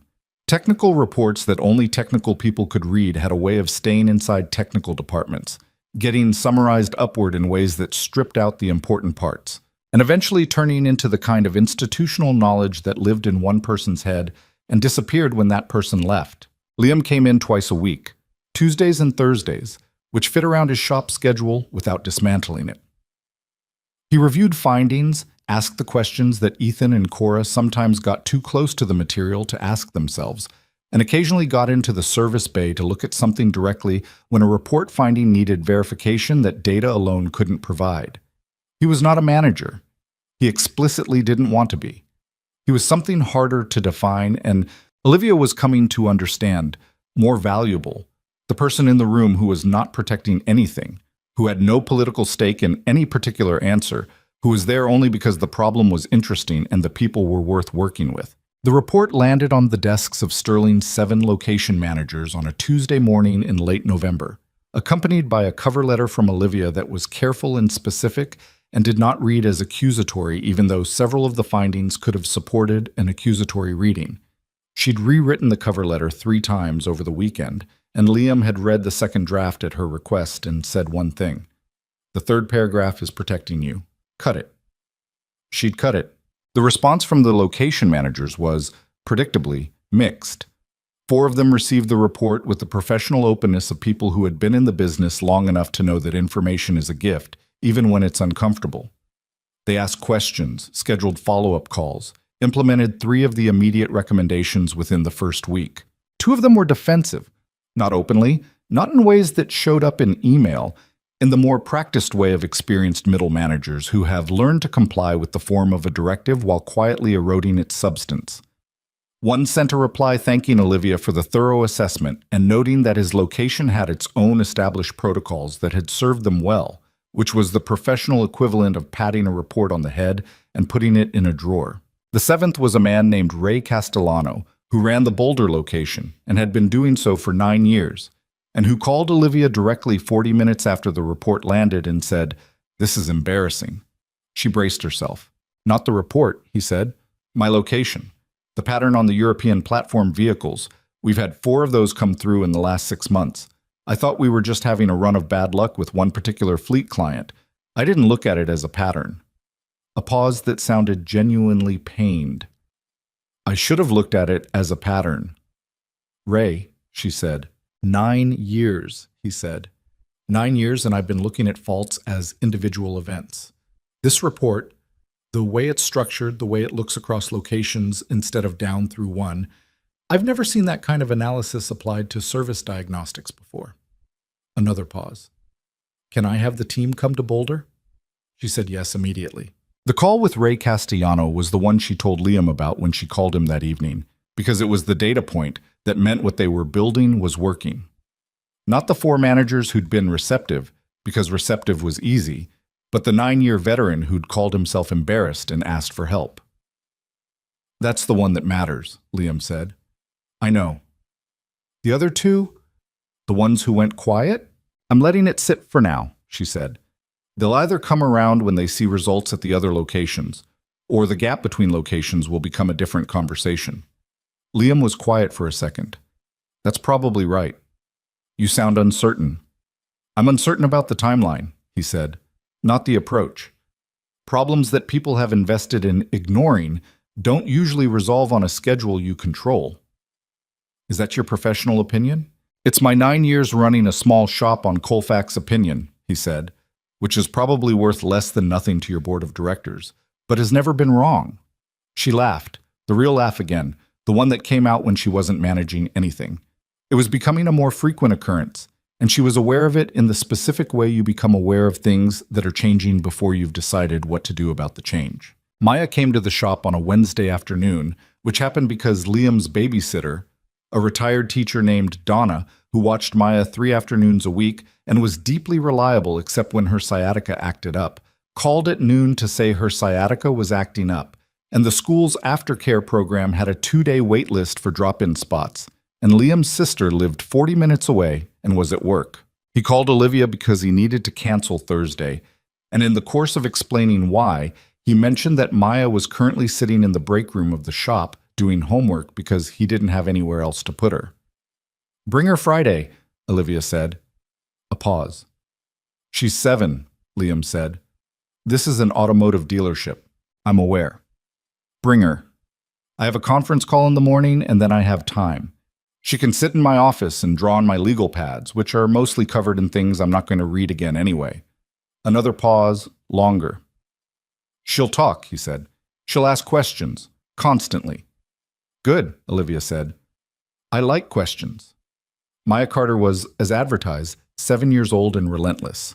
She arrived Friday morning with a backpack containing a library book about deep-sea fish, a small notebook she'd been keeping since September, in which she wrote down things that are interesting, and the particular energy of a child who had been told to be on her best behavior and had interpreted this as license to be thoroughly, magnificently herself, while remaining technically polite about it. She was small for her age, with her father's brown eyes and hair that someone had braided this morning with more enthusiasm than precision. She walked into Olivia's office, looked around with the thorough assessment of someone taking inventory, and said, "You have a lot of dead plants." Olivia looked at the windowsill.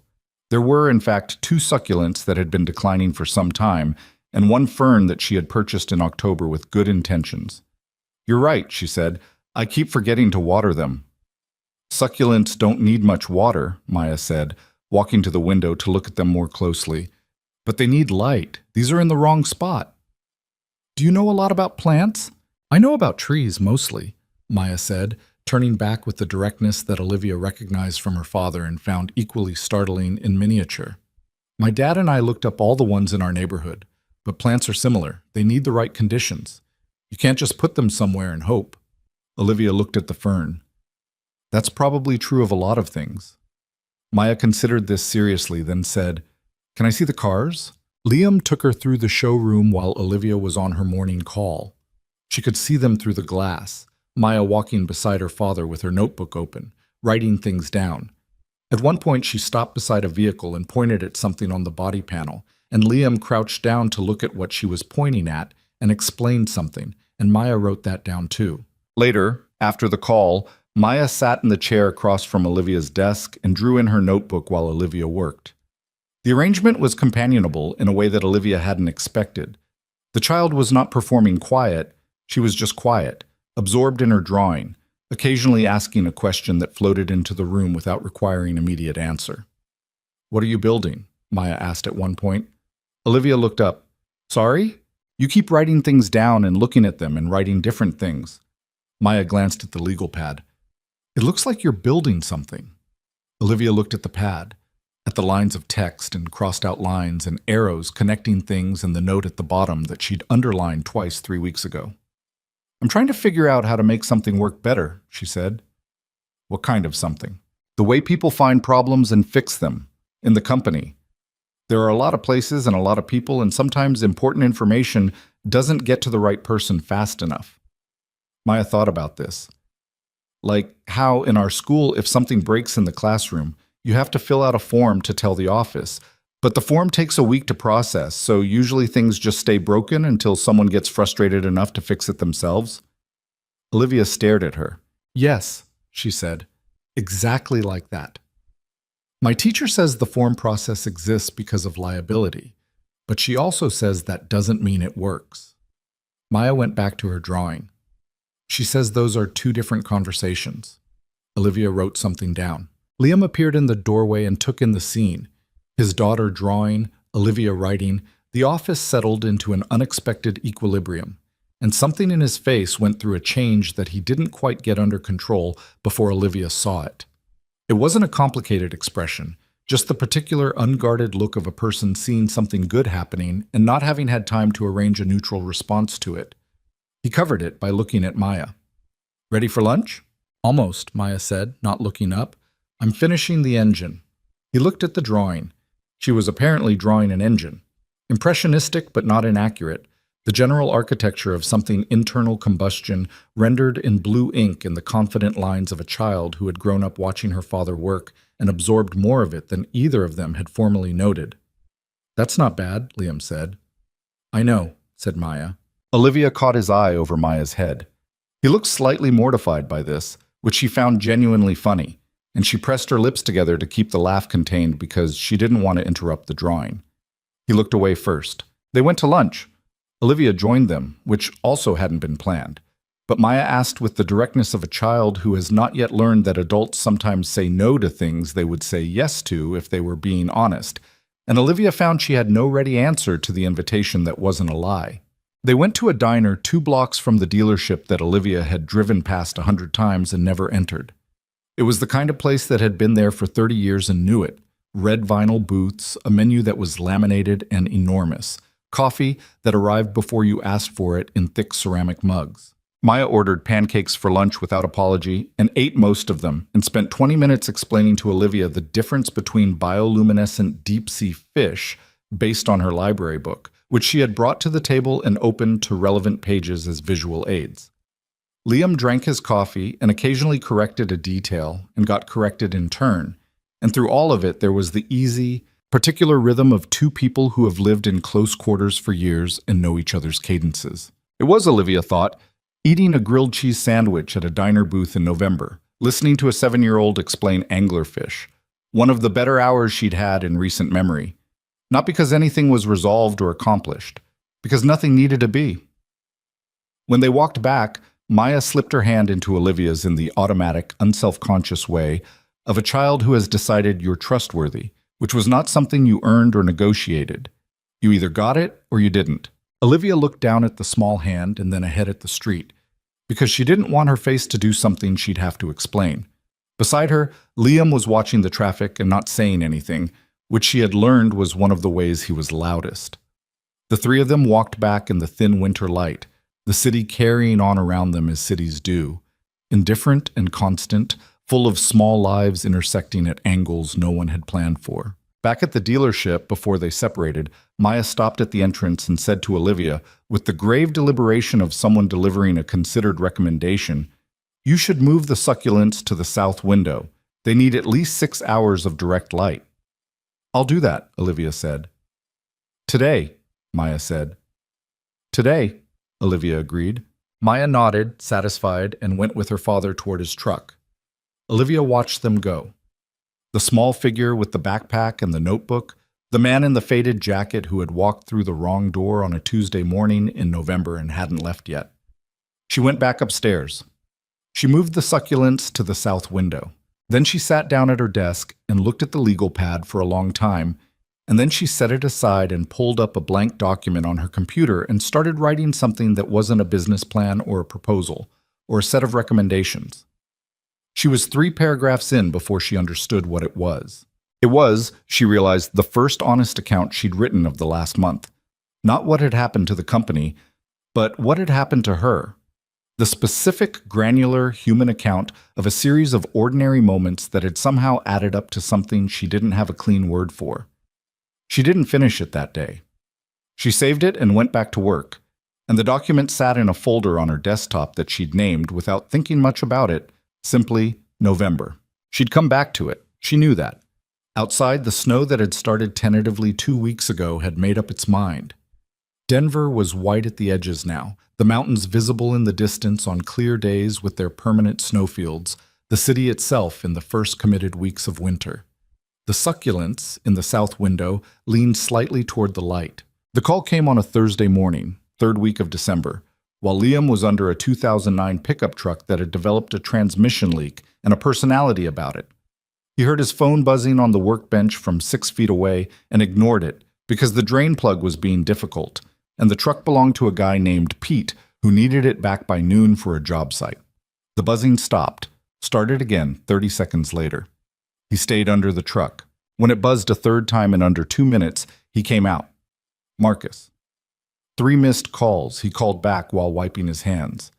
"There's a situation," Marcus said, and the word situation carried enough weight that Liam set the rag down and gave the call his full attention. The manufacturer's documentation office, the call Olivia made 4 weeks ago about the European technical supplement gap. They came back with a response this morning. "That's not a situation," Liam said. "That's news." "The response is the situation," Marcus said. "They're not acknowledging the gap as a documentation error. They're saying the European supplement was always available through their secondary service network and that Sterling Automotive's consulting team should have been registered to access it." A pause. "They're implying the 8-day failure was Sterling's problem, not a manufacturer gap." Liam was quiet for a moment. "That's a liability position," he said. "That's exactly what it is," Marcus said. "And Olivia has a call with their North American service director at 11. She asked if you could be here." He looked at the truck. He looked at his watch. He called Pete and told him it would be 2 o'clock, not noon, and that he was sorry.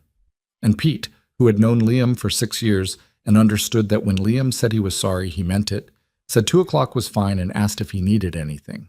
He arrived at Sterling at 10:40. Olivia was in her office with the door open, standing at the window with her back to the room, phone in one hand, the other hand pressed flat against the glass, the way people press against surfaces when they're containing something they can't let into their voice. She turned when she heard him. Whatever was in her face when she turned, and there was a great deal in it, all running at once, got organized quickly, which he'd noticed she was very good at. Too good at sometimes. They sent a formal letter an hour ago, she said. Their legal language is careful, but the direction is clear. They're positioning this as a failure of our contracted consulting team to maintain proper manufacturer registration and access to available documentation. They're not saying we did anything wrong exactly, but the framing puts the liability in our direction. Who's their North American service director? A man named Dennis Pratt. I've dealt with him twice before.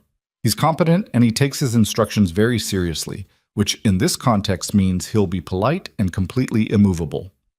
Do you have documentation of when the supplement became available through their secondary network? She looked at him. That's what I spent the morning trying to find out. She walked to the desk and pulled up a document on her second monitor. The secondary service network registration process was updated 14 months ago. The European technical supplement was added to that network 11 months ago. Reinhardt's firm was registered to the standard network, not the secondary one. And the manufacturer never sent notification to standard network registrants that a secondary access layer now existed. Liam looked at the screen. He read for a moment. So the supplement was technically available, but the pathway to access it required registration to a network whose existence wasn't communicated to standard registrants. Correct. That's a notification failure dressed up as a documentation gap. Yes, she said. But proving that requires getting them to acknowledge that they changed their network structure without adequate communication to existing service partners, which is the thing they appear to be specifically unwilling to do. He straightened up and looked at her directly. What does your attorney say? She made a face that was not quite a grimace. My attorney says we have a reasonable position, but an expensive fight, and that manufacturers with this firm's resources can sustain expensive fights considerably longer than most dealership groups can, and that the pragmatic path is probably a negotiated arrangement. A negotiated arrangement meaning? Meaning we absorb some of the cost of the 8 days, and they acknowledge a technical notification oversight in language vague enough to not constitute formal admission. She said the word oversight with a flatness that communicated exactly what she thought of it. It's not justice, it's business. Liam pulled out the second chair from in front of her desk and sat down. He leaned forward with his forearms on his knees, thinking. What do you want to do? He said. I want to make them say it plainly, she said. I want the record to show that a documentation system failure on their end cost Sterling Automotive 8 days and significant resources, and that they knew it and hid behind process language. She paused. What I'll probably do is something more strategic. Those aren't necessarily different things, Liam said. She looked at him. You have something they want, he said. The notification gap.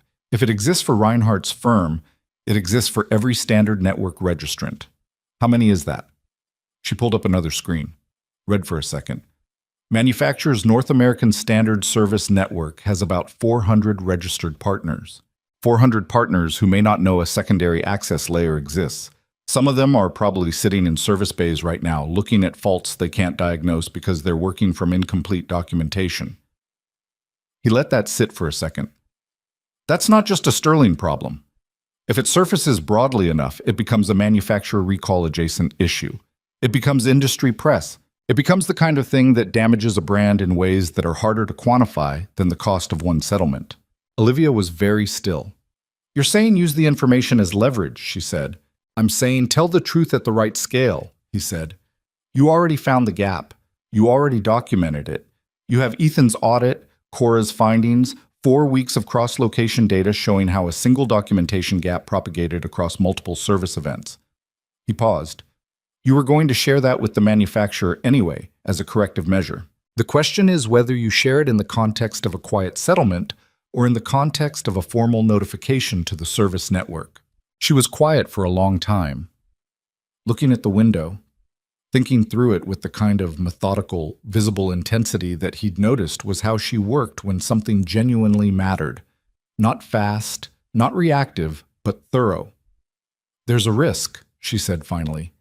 If Pratt reads this as a threat, they entrench. And entrenched manufacturers have more tools than I do. Then you don't lead with the leverage, Liam said. You lead with the industry's safety argument. The fact that incomplete documentation across a service network is a liability for the manufacturer too. You're not threatening. You're collaborating on a shared problem. He paused. Which is actually what you're doing. She turned from the window and looked at him with the particular expression she sometimes had when he said something that landed in the exact space she'd been working toward and hadn't gotten to yet. Not quite surprise, because she didn't underestimate him, but recognition. The acknowledgement of something. "You're better at this than you let on," she said. "I ran a shop for 5 years before I figured out that the business part was harder than the mechanical part," he said. "You learn things." She almost smiled. Then she looked at the clock on her monitor. 20 minutes. "Will you stay in the room?" "Yes." "Don't say anything unless I ask you." "I know," he said. The call with Dennis Pratt was an education in the particular art form of corporate diplomacy. The precise use of language to communicate everything except what was actually being said. Pratt was, as Olivia had described, competent and polite and completely unmoved by anything that wasn't in his script. He expressed regret about the service event. He noted the availability of the supplement through proper channels. He made reference to registration requirements in tones that were sympathetic without conceding anything. Olivia listened to all of it. She did not interrupt. She did not defend or explain. When he finished, she said, "Dennis, I want to share something with you that I think is relevant to both of our interests." A fractional pause on his end. Of course, she walked him through it. The audit. The cross-location data. The 400 standard registrants. The absence of notification. She did it in exactly the frame Liam had described. Not adversarial, collaborative. A problem they had discovered together that benefited both parties to resolve. Her voice was level throughout, and Liam, watching her from across the desk, thought about the quality of control that required and what it cost. Pratt was quiet for a long moment after she finished. "I'll need to bring this to our service network team," he said finally. His voice had shifted slightly. Still professional, but with less of the practiced ease of a man reading from an internal brief. "Of course," Olivia said. "I'd suggest doing that before we schedule the follow-up, so they can be part of the conversation." She paused. "And Dennis, I'd like to propose that Sterling Automotive serve as the pilot location for whatever notification update the manufacturer develops for its North American network. We have the audit data, we have the team, and we're already positioned to help build the corrective framework." Another pause. "I think that's a better story for everyone than the alternative." After she hung up, the office was quiet for a moment. "He'll call back," Liam said. "Within 48 hours, she said. "The moment he shares that audit data upstairs, the conversation changes." She sat down. For the first time in the entire morning, she looked tired. Not defeated, just the genuine tiredness of someone who has held a very high level of tension for several hours and is letting it release now that it's safe to. "Thank you," she said. "I didn't do much." "You did the thing I needed," she said, "which is different from doing much." She looked at him for a second. "You reframed it. I was inside the problem and I couldn't see the shape of it from there." He didn't answer immediately because she was right, and saying so felt unnecessary. "For what it's worth," he said after a moment, "you would have gotten there. Maybe 5 minutes before the call." "Maybe," she said, "but it's better that I didn't have to." The call from Pratt came back in 31 hours, which was faster than either of them had predicted. The manufacturer's service network team wanted a meeting, not a call. A meeting, which was the significant distinction. Calls were managed. Meetings were about things that needed actual resolution. 3 people flew in from the manufacturer's North American headquarters in Michigan.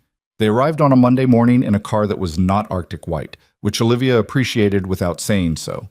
They were professional, prepared, and considerably more flexible than Pratt had been, which told Olivia that someone upstream had looked at the audit data and had the same reaction Liam had described, that 400 unnotified service partners was not a Sterling problem, it was a systemic exposure. The meeting ran 4 hours.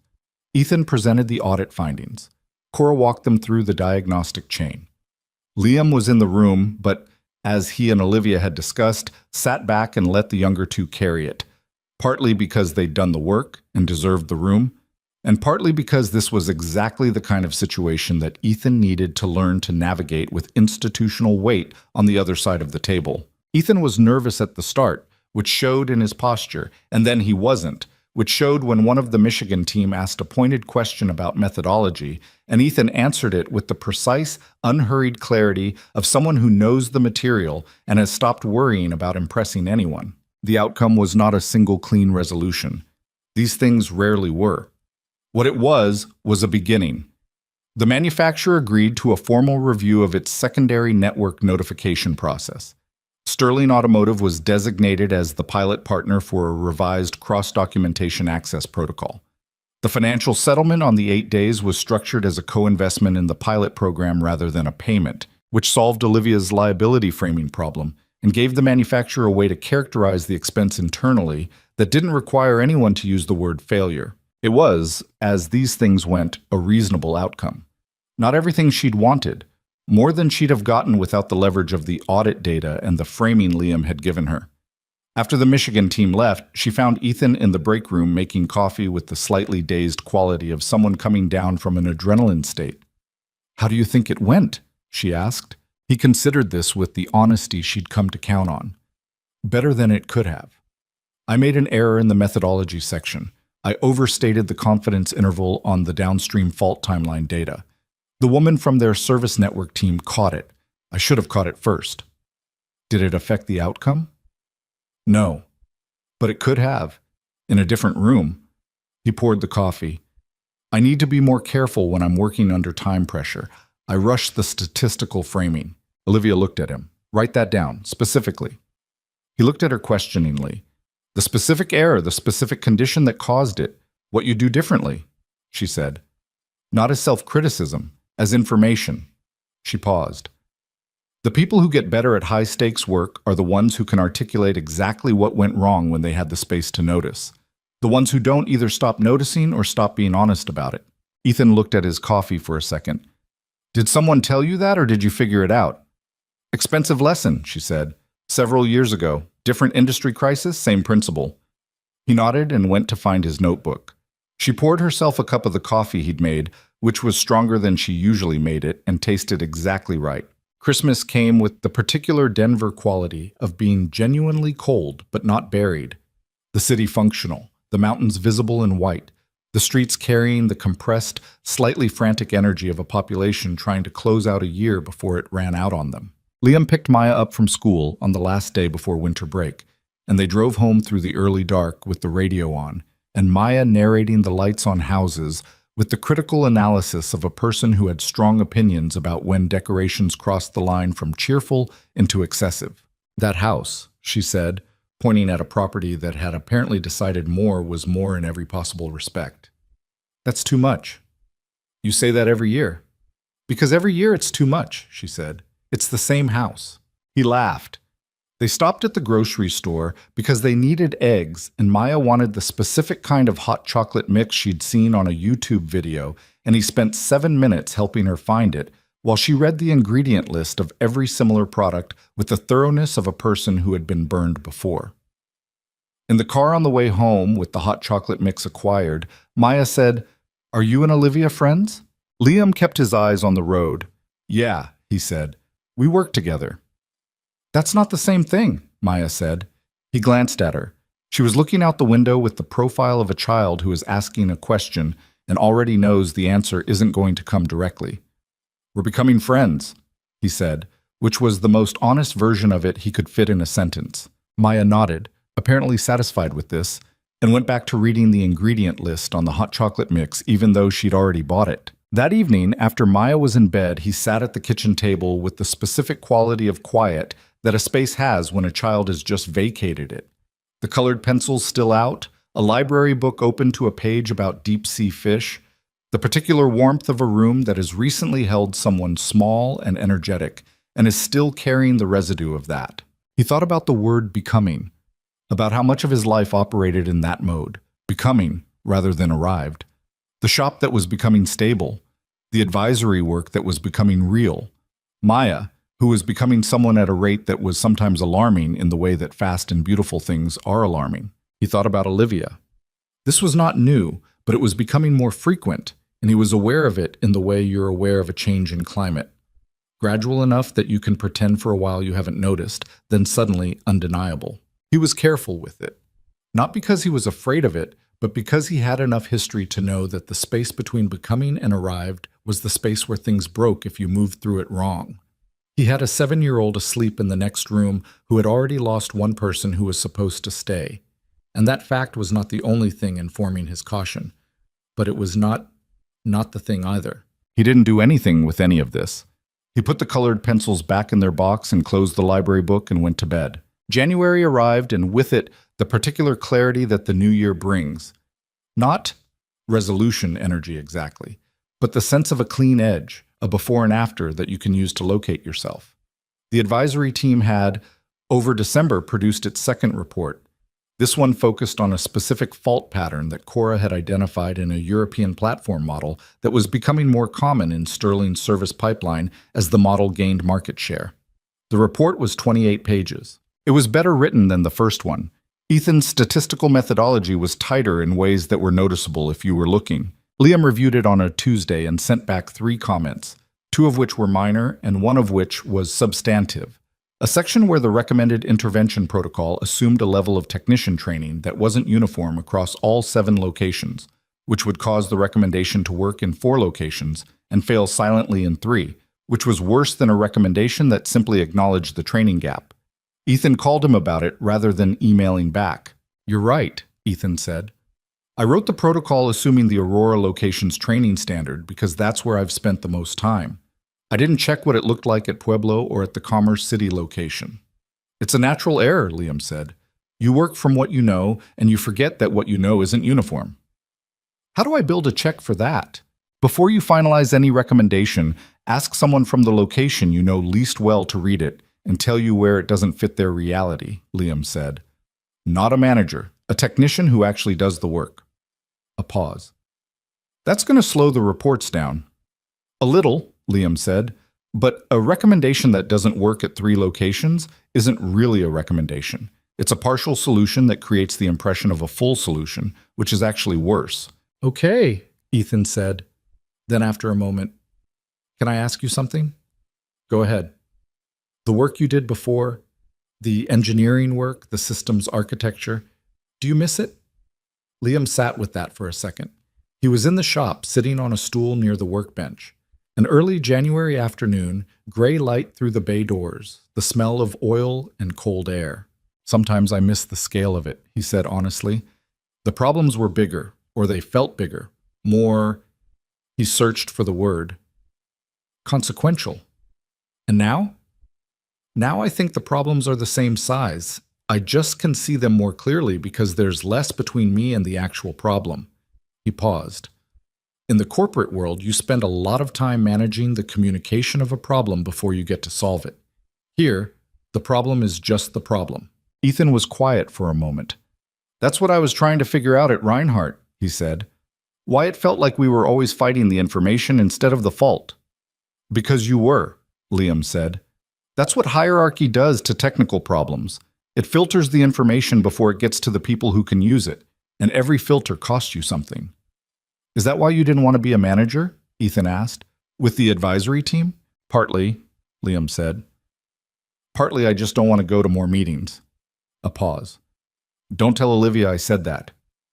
"She already knows," Ethan said, and Liam could hear the smile in it.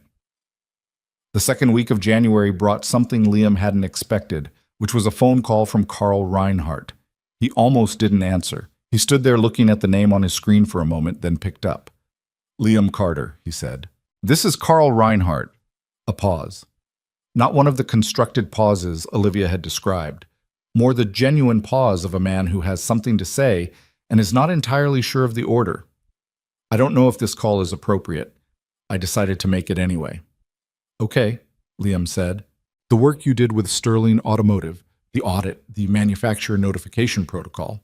Florian brought it to my attention. He has contacts in the industry who talk." Another pause. "It was done well, the framing of the manufacturer conversation especially." "Olivia did that," Liam said. "I gave her the frame. She built it." "Yes. She's good." A flat, honest acknowledgement from a man who was not naturally given to acknowledging competitors. "I wanted to ask, the European Technical Supplement. I've been looking at our documentation access protocols since November, The gap wasn't limited to that vehicle platform. Liam was quiet for a second. How many platforms? He asked. 17, Reinhardt said. 17 models across 4 manufacturers where we've been working from standard documentation that doesn't include available supplemental specifications. He said it with the controlled steadiness of someone delivering a number that has cost them sleep. I've been auditing for 2 months. My team didn't know. I didn't know. What are you going to do with it? I'm going to fix it, Reinhardt said. Obviously. New registration protocols, cross-network access review, mandatory supplement verification before any diagnostic cycle. He paused. I'm also going to notify the clients where we did work in the last 18 months that may have been affected by incomplete documentation.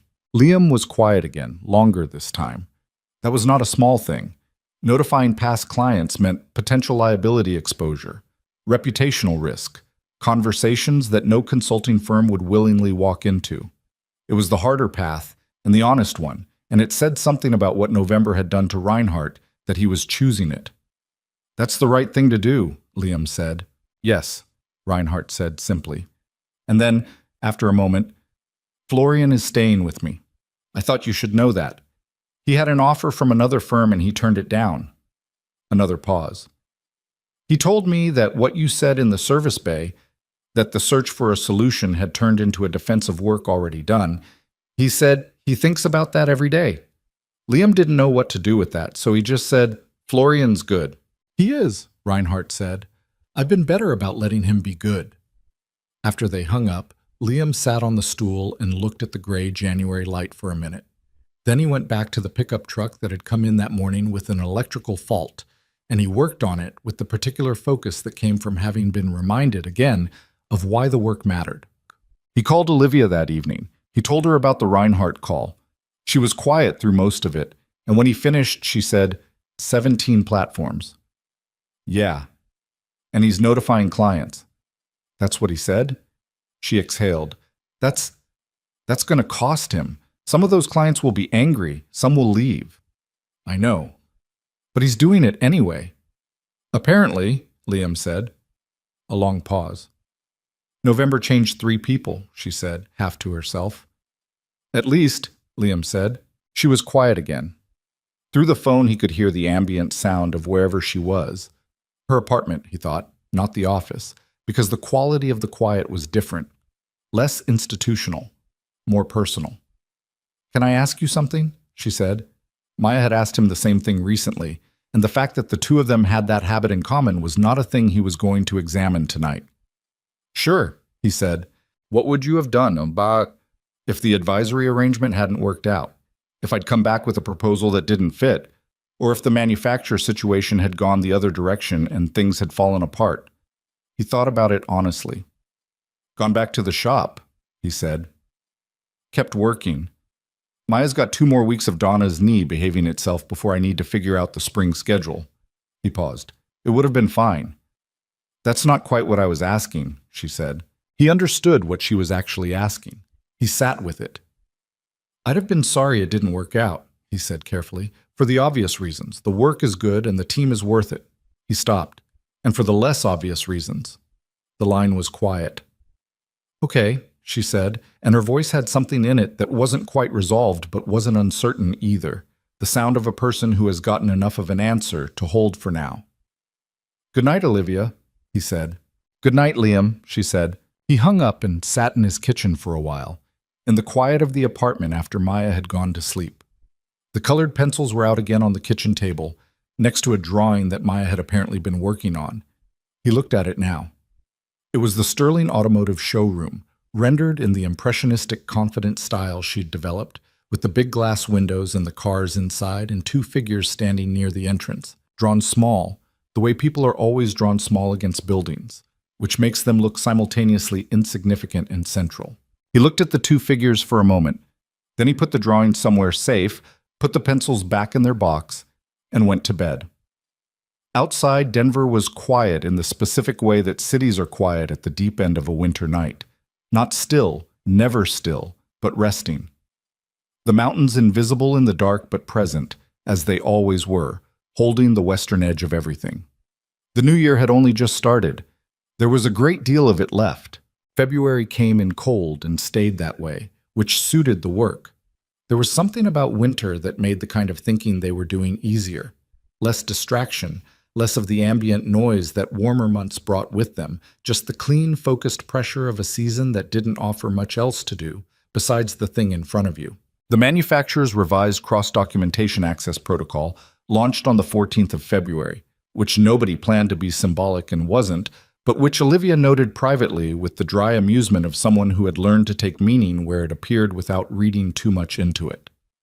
Sterling Automotive's name was listed as pilot partner in the official service network announcement. 400 standard registrants received notification that a secondary documentation layer existed and instructions for accessing it. 3 weeks later, the manufacturer's North American service team reported 14 active diagnostic cases across the network that had been stalled and were now moving forward with the supplemental specifications. 14 cars. 14 service bays where someone had been running the same diagnostic cycle and getting the same nowhere answer. 14 moments that would look, from the outside, like ordinary repairs but that had been waiting, each of them, for someone to ask the right question in the right direction. Olivia sent Liam the number in a text with no commentary. He read it on his lunch break, sitting on the tailgate of his truck in the shop's narrow parking lot, with a sandwich and the thin February sun doing its best against the cold. He read it twice, then put the phone away and finished his sandwich. He didn't respond until that evening, and when he did, he wrote only, 14, good. She wrote back, Ethan cried a little. Don't tell him I told you. He stared at that for a second, feeling something move through him that he didn't have a ready word for. Something warm and complicated. The feeling of watching a young person realize that the work they've been doing with their whole self has reached further than they could see from where they were standing. He wrote, I won't. He should know anyway. She wrote, I told him. He said he was allergic to the coffee. Liam sat with that for a moment, then wrote, good kid. Yes, she wrote back, he is. The formal review of Sterling Automotive's internal technical structure happened in March, which Olivia had been building towards since the Thursday meeting with Liam and Ethan in November. It was not a dramatic event. No board presentation, no external consultants, no glossy report commissioned at enormous expense. It was 3 weeks of conversations. Olivia and the 7 location managers. Olivia and Ethan and Cora. Olivia and Marcus. Olivia alone at her desk at 6 in the morning, working through the gap between what she'd built and what she'd intended to build, which turned out to be narrower in some places and wider in others than she'd thought. What came out of it was structural but not complicated. Each location got a designated technical liaison, a senior technician with both the authority and the protected time to flag cross-location patterns without going through the location manager first. Ethan's team got a formal mandate and a budget that was modest but real. The cross-location report became quarterly rather than ad hoc. A shared documentation database was established that aggregated manufacturers' supplemental specs across all registered networks, maintained by Cora, who had turned out to have a talent for information architecture that nobody had previously given her any reason to develop. Cora told Olivia, the week the database went live, that this was the first job she'd had where someone had looked at what she was actually doing and asked what she needed rather than what she was doing wrong.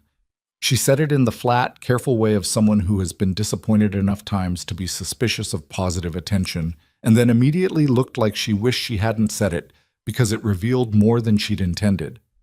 Olivia said, I know the feeling. Cora looked at her. Before I built this company, Olivia said, I worked for someone who had a very clear idea of what I should be doing and no interest in what I was actually capable of. I spent 2 years being competent in a very small box and wondering why I felt like I was disappearing. She paused. The box eventually became the motivation, not the limitation. What made you leave? Cora asked. He told me my ideas were too big for the firm. She looked at the database screen. He meant it as a criticism. Cora almost smiled. How long ago was that? 7 years, Olivia said. The same month I signed the lease on this building. She left Cora with the database and went back to her office. And she sat for a moment thinking about the person she'd been at 23 in that small box and what she would tell her if she could, which was probably nothing useful because the lesson from that kind of experience wasn't transferable through advice. You had to earn it the hard way. Most things worth knowing arrived that way. The two location managers who had gone quiet in November had, by March, come around in different ways and at different speeds. The one who'd sent the careful reply about established protocols had eventually called Ethan directly, not Olivia, which was significant, to ask specific questions about the diagnostic pattern reports and whether the methodology could be applied to a problem they'd been seeing at his location for several months. It was not an apology. It was something more durable than an apology. It was engagement.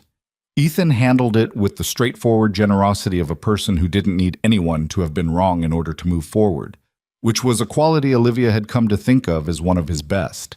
The seventh manager was harder.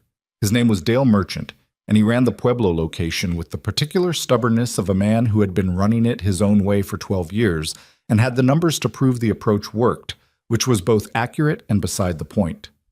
The cross-location structure had been implemented across the other 6 locations without him. He'd participated in the formal review technically, shown up to his scheduled conversation, answered questions, not refused anything outright, while making it consistently clear through tone and timing and the particular art form of bureaucratic resistance that he considered this an imposition on a well-functioning operation. Olivia drove to Pueblo on a Tuesday in March and didn't tell him she was coming.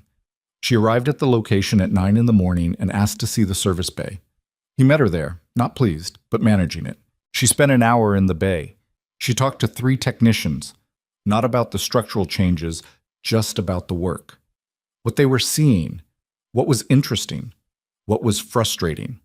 The technicians were good, clearly trained well, and one of them, a woman named Sandra who had been there 8 years, described a fault pattern in a specific fleet vehicle that she'd been tracking informally because she didn't have a way to formally flag it without going through Merchant's reporting system, which required sign-off at 2 levels before anything reached the advisory team. Olivia listened to Sandra for 12 minutes. Then she thanked her and went to find Merchant. He was in his office, waiting, with the posture of a man who had been around long enough to know when a visit like this was about to have a conversation he wasn't going to enjoy. She sat down across from him.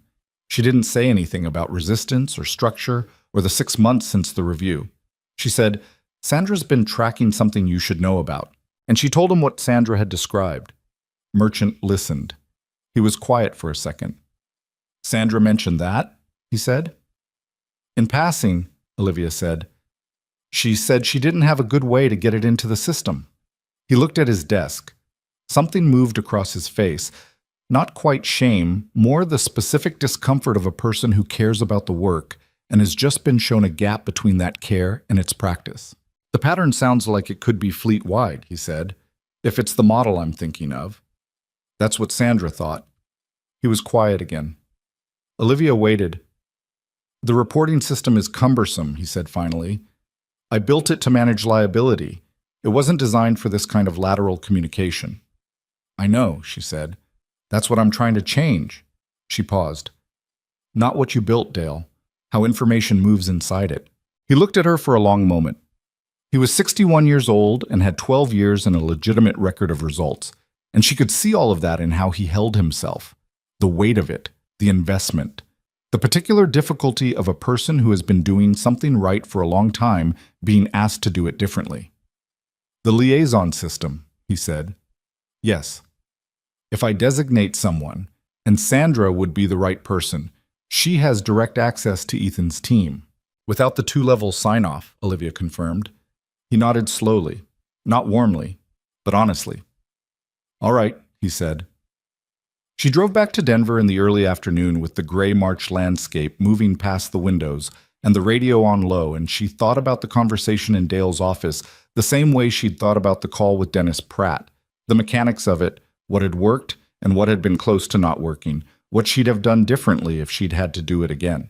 The thing she kept coming back to was Sandra, the 8 years of careful, informal tracking, the pattern that might be fleet-wide, the good work going nowhere because the channel for it was blocked by a system designed for a different purpose.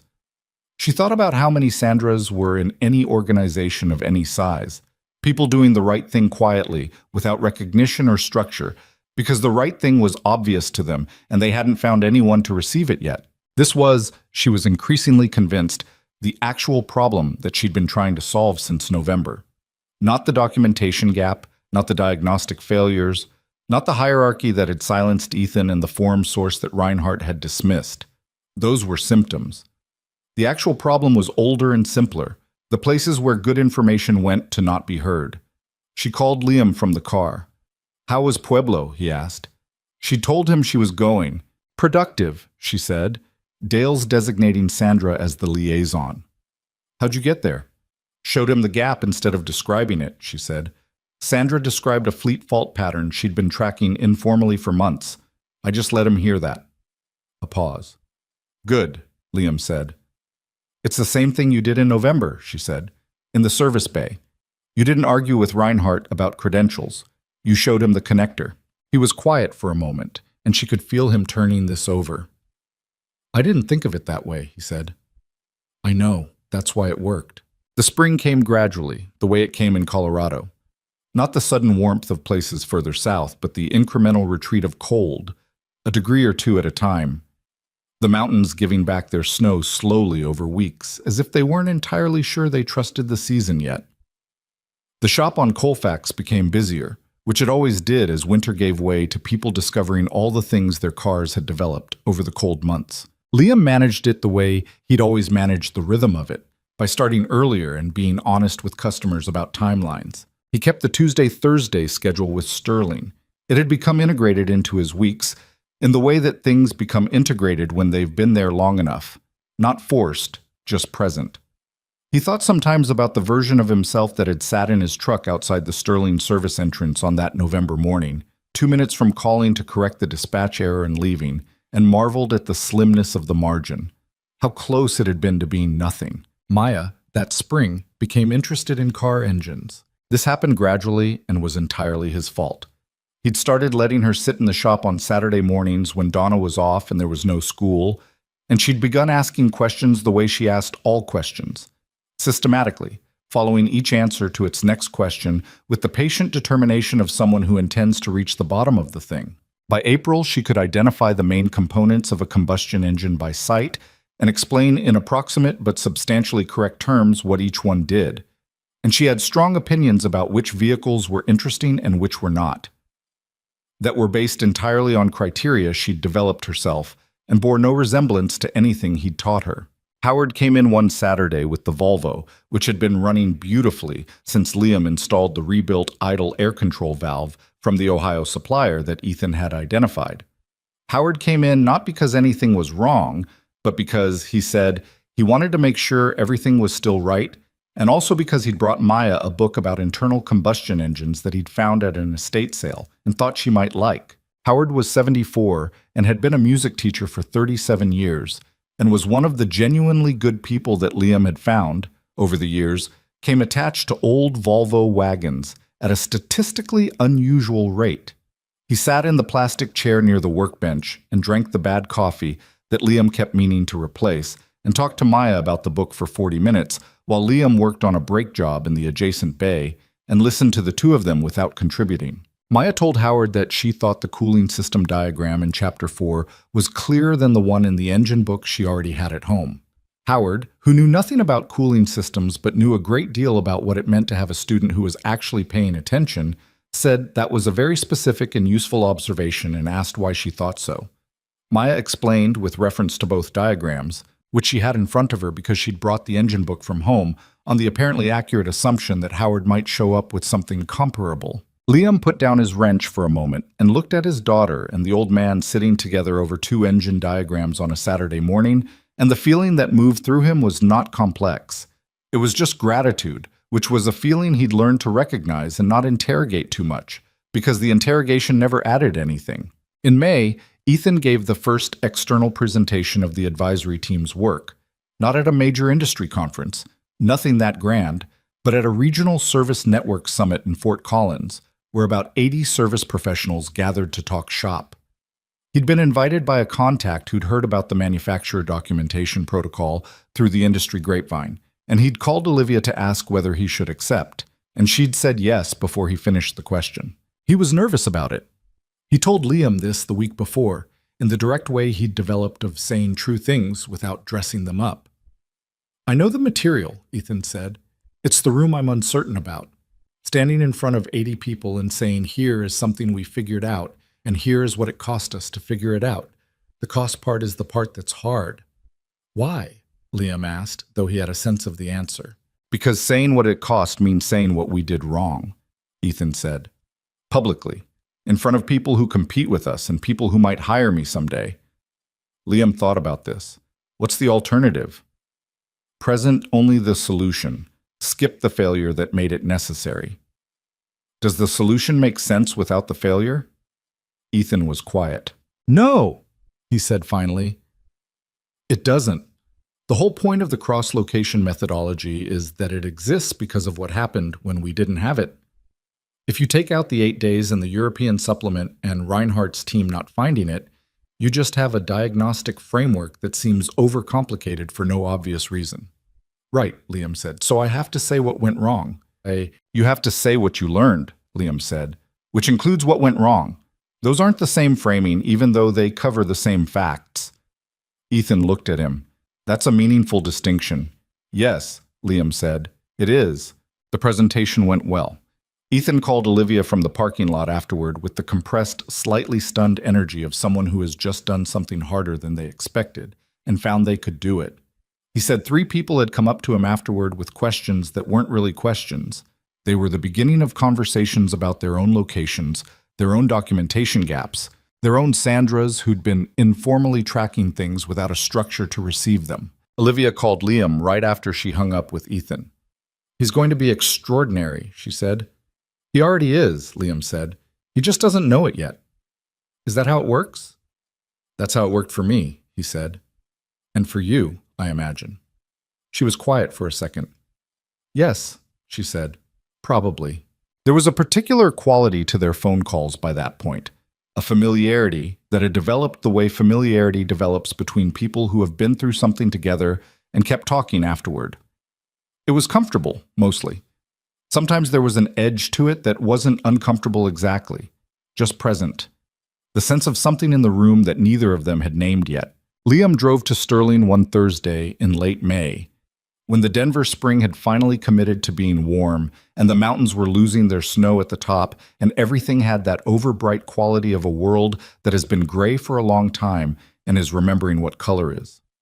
He came in through the service entrance, as he always did, said hello to Dana, who was still at the front desk, and who had, over the months, shifted from politely contained to genuinely glad to see him. He walked through the service bay.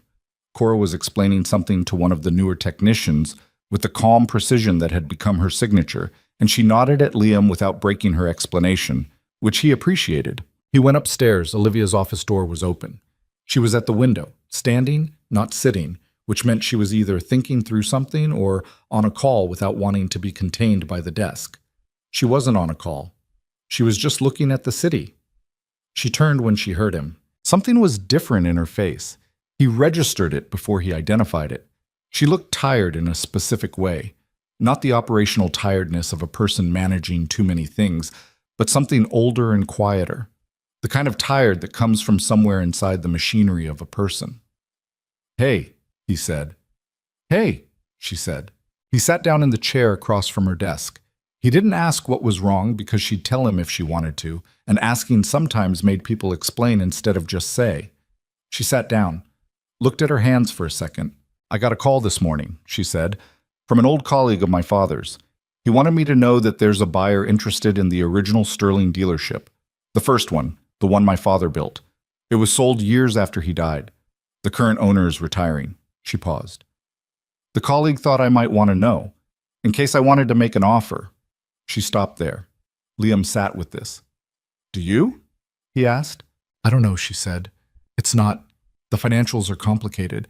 It's a different location, different market position than what I've built here. It's not obviously a good business decision." She was quiet for a moment. "But it's the place he built. The first thing he put his name on. What does that mean to you?" She looked at the city through the glass. "My father was in this industry for 22 years. He built that dealership from an idea and a lease on a building that everyone told him was in the wrong neighborhood. He spent 18 months fighting everyone who told him the location wouldn't work." She paused. "Then he was diagnosed, and 18 months later he was gone. and the company eventually went to his partner and then was sold.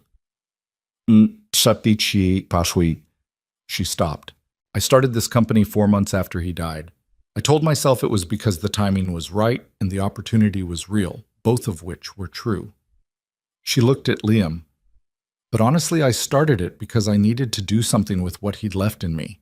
All that knowledge and stubbornness and love for this specific strange business that he'd spent 22 years learning and had just started to teach me. The office was very quiet. Liam looked at her steadily. He thought about the conversation in this same office in November, the day he'd told her about Maya and why he'd left the corporate world, and the way she'd listened without filling the space with professional language. He tried to give her the same thing now. You don't have to make it a business decision, he said. It can also just be a thing you want. She looked at him. You're allowed to want something for reasons that aren't strategic, he said. You don't have to optimize everything. She laughed, and it was the real one, but it came out with something extra in it. The sound of a person laughing because the alternative involves a different kind of release that they're not quite ready for in this room at this moment. Is that what I do? She said. Sometimes, he said. Yes. She was quiet for a moment, then, what would you do? He thought about it honestly. I'd go look at it, he said. Just go look. You don't have to decide anything at a distance. You're a person who needs to be in a space to understand it, same as I need to be under a car to understand what's wrong with it. He paused. Go look at what he built. See how it feels. Then decide. She nodded slowly. He stayed another hour that day, working through a set of findings with Ethan that had come in from the Boulder location. Ray Castellano had become, over the months since the report, one of the advisory team's most engaged partners, and the Boulder location had surfaced 3 patterns in the spring that were now under active investigation. They worked through the data at the conference table while Cora came in and out with additional documentation, and at some point Marcus brought in coffee that was hot and better than the break room's usual product, which was a small thing that Liam had come to understand was Marcus's way of indicating that he thought the work happening in a room was worth supporting. Before he left, Olivia caught him in the hallway. I'm going to go look at it, she said, this weekend. Good, he said. Will you come? He looked at her. The question was straightforward on its surface and carried something additional underneath it. Not complicated, just honest. The acknowledgement that she wanted him there for reasons that went beyond the business and that she was tired of pretending otherwise. He'd been careful for a long time. He'd been careful for good reasons. He thought about Maya asleep in the next room, and about the drawing on the kitchen table, and about the 7 years he'd spent making sure that every choice he made in his personal life was measured against the question of what it meant for the small person who depended on him entirely. That was not a calculation he was ever going to stop making, but he'd also been around long enough to know the difference between caution and avoidance, and to know that they felt similar from the inside but produced very different lives. Yes, he said. She nodded once. Something settled in her face. I'll text you the address, she said. They drove separately on Saturday morning, which was a choice that said something and also said nothing at all. The original Sterling dealership was in Commerce City, north of Denver, in a neighborhood that had changed considerably since the building went up. More developed now, more commercial, the surrounding area filled in with the incremental construction of 2 decades. The building itself was modest, smaller than the flagship on the business district, a 2-bay service area, a showroom that held maybe 8 vehicles comfortably, an office suite at the back that was currently empty with the particular hollow quality of commercial spaces between lives. Olivia stood in the empty showroom for a long time. Liam stood back and let her. He looked at the bones of the place, the light, the sight lines, the service bay access, and thought about what it had been and what it could be. The way he thought about every space he walked into, because this was a habit of mind that had been built into him by years of looking at broken things and imagining them working. She walked through every room.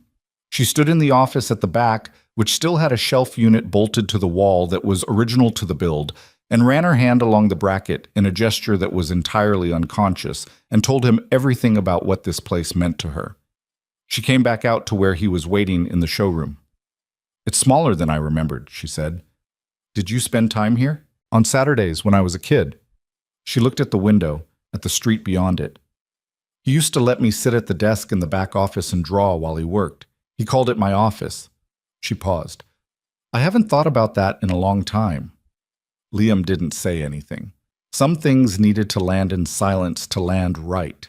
After a moment, she said, "The financials are manageable.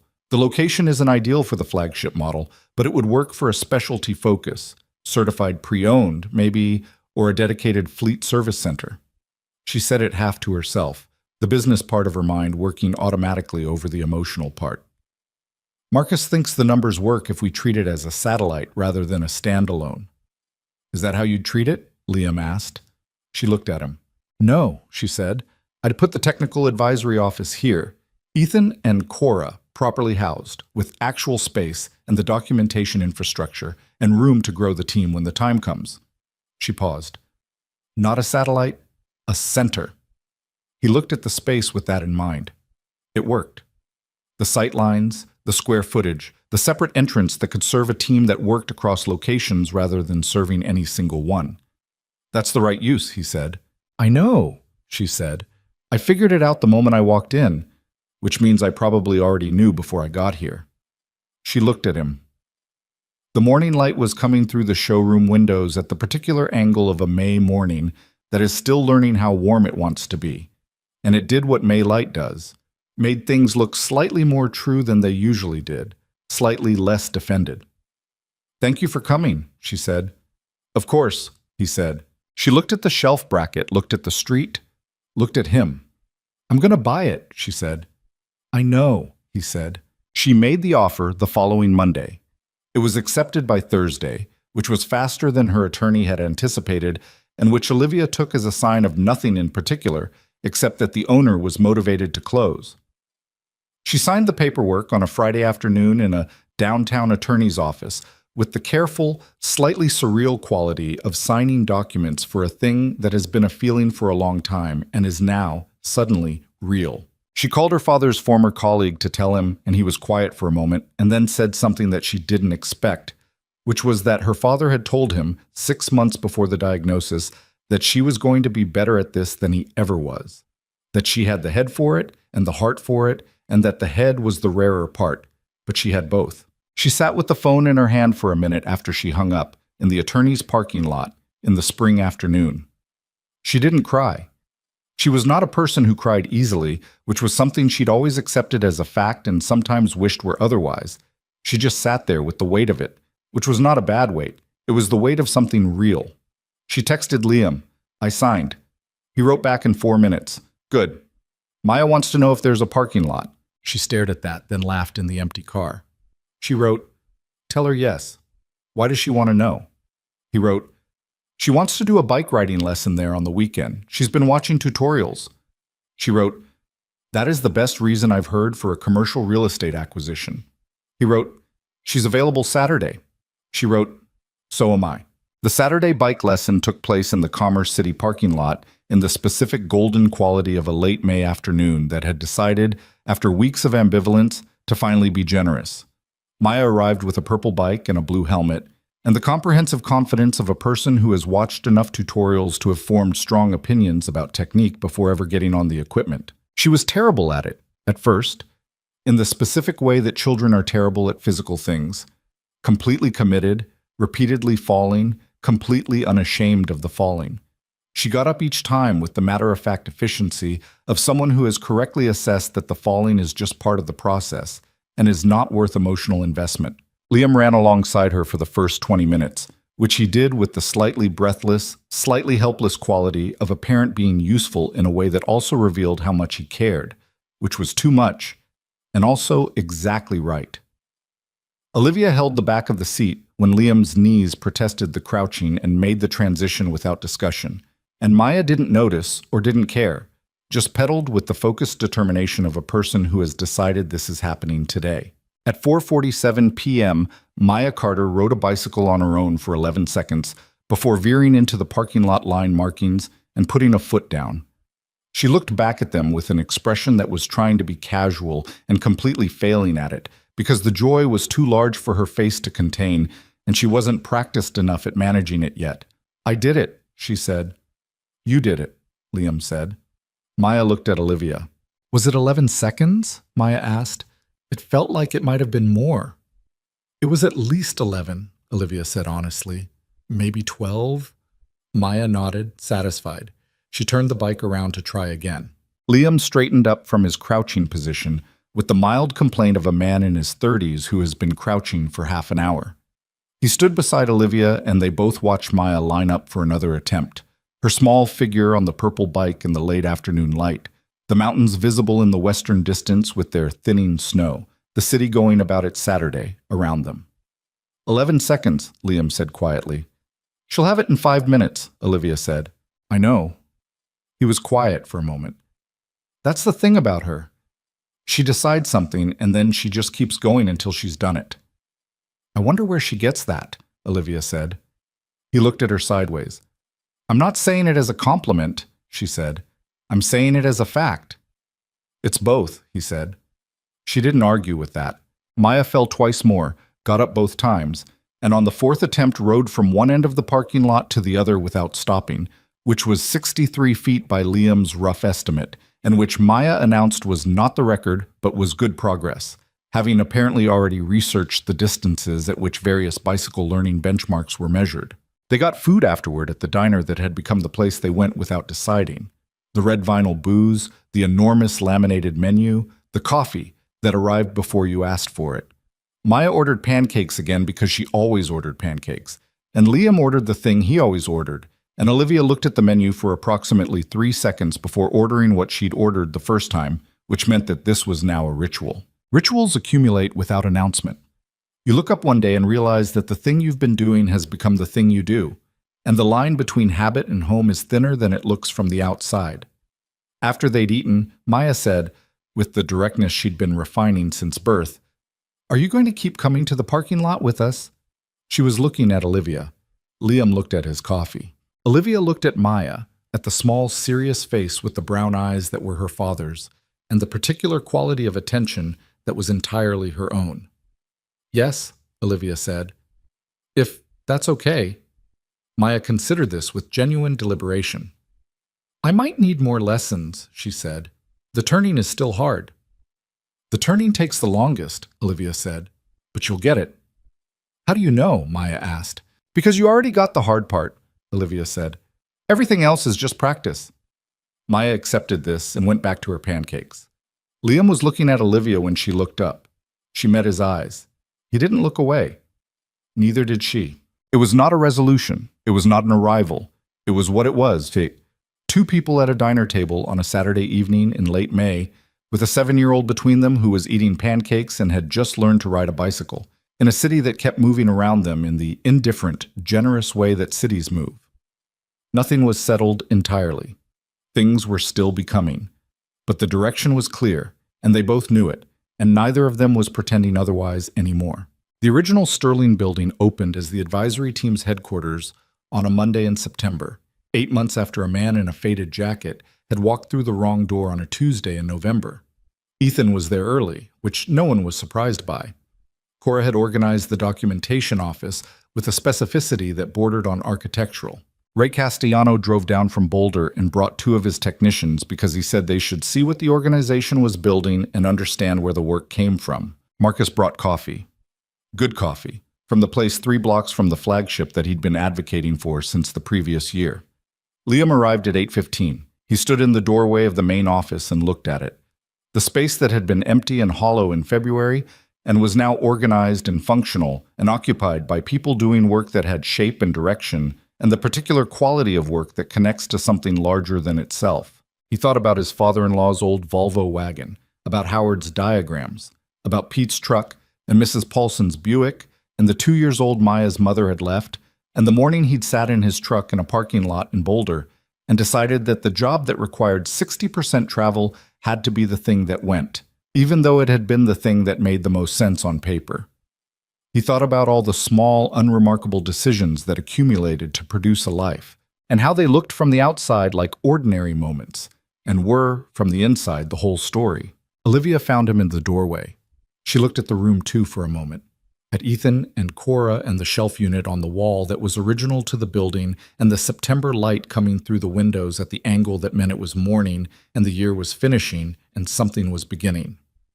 Your father built a good room, Liam said. She was quiet for a second. Yes, she said. He did. They stood there for a moment together, not saying anything else, because nothing else needed to be said. The room did not need commentary. The work did not need ceremony. The people in it were already doing what people do when they've found the right thing. They were simply working. Outside, Denver was moving into autumn with the particular grace of a city that knows how to make the transition. The leaves starting on the trees that lined the streets, the mountains gathering their first early snow at the peaks, the air shifting toward the kind of clarity that high places get when summer releases its hold and the cold begins its clean advance. Liam Carter went back to work. He had a full week at the shop. 3 jobs already on the books, Howard's Volvo coming in for the standard 6-month check because Howard had decided the rhythm was working and didn't see a reason to change it. He had Maya's school schedule and Donna's knee and the lease renewal he'd been sitting on since February and needed to sign before the landlord lost patience. He had Tuesday to Thursday at Sterling and the second quarterly cross-location report and a call with the manufacturer's service team about extending the pilot protocol to the European Partner Network, which Ethan was leading and which had the potential to change how several thousand service professionals across 2 continents access technical documentation. 14 cars, the text had said. In February, 14 bays where the work had been waiting for the right information. He thought about what 14 had grown to in 8 months, about what it would grow to in 8 more. He didn't know the number. Nobody did. That was the nature of the kind of change that moved quietly through systems. It spread to places you couldn't see from where you were standing, reached people you'd never meet, solved problems that would never get traced back to their origin. The man in the faded jacket, the wrong address, the 4 seconds in a parking lot on a November morning when something about a silent car made him stop. The world measured people by appearances and titles and the length of their credential list, and it would keep doing that because the world was a slow learner and always had been. But sometimes, in the specific, unrepeatable moment when the right person walked through the wrong door, the measuring stopped mattering, and the work was just the work. And the work was enough. He started the truck. The coolant light stayed off. He pulled out of the Sterling lot onto the street, heading south toward Colfax and everything that waited there, and Denver moved past the windows the way it always had, indifferent and constant and full of ordinary moments that were, if you looked at them right, anything but.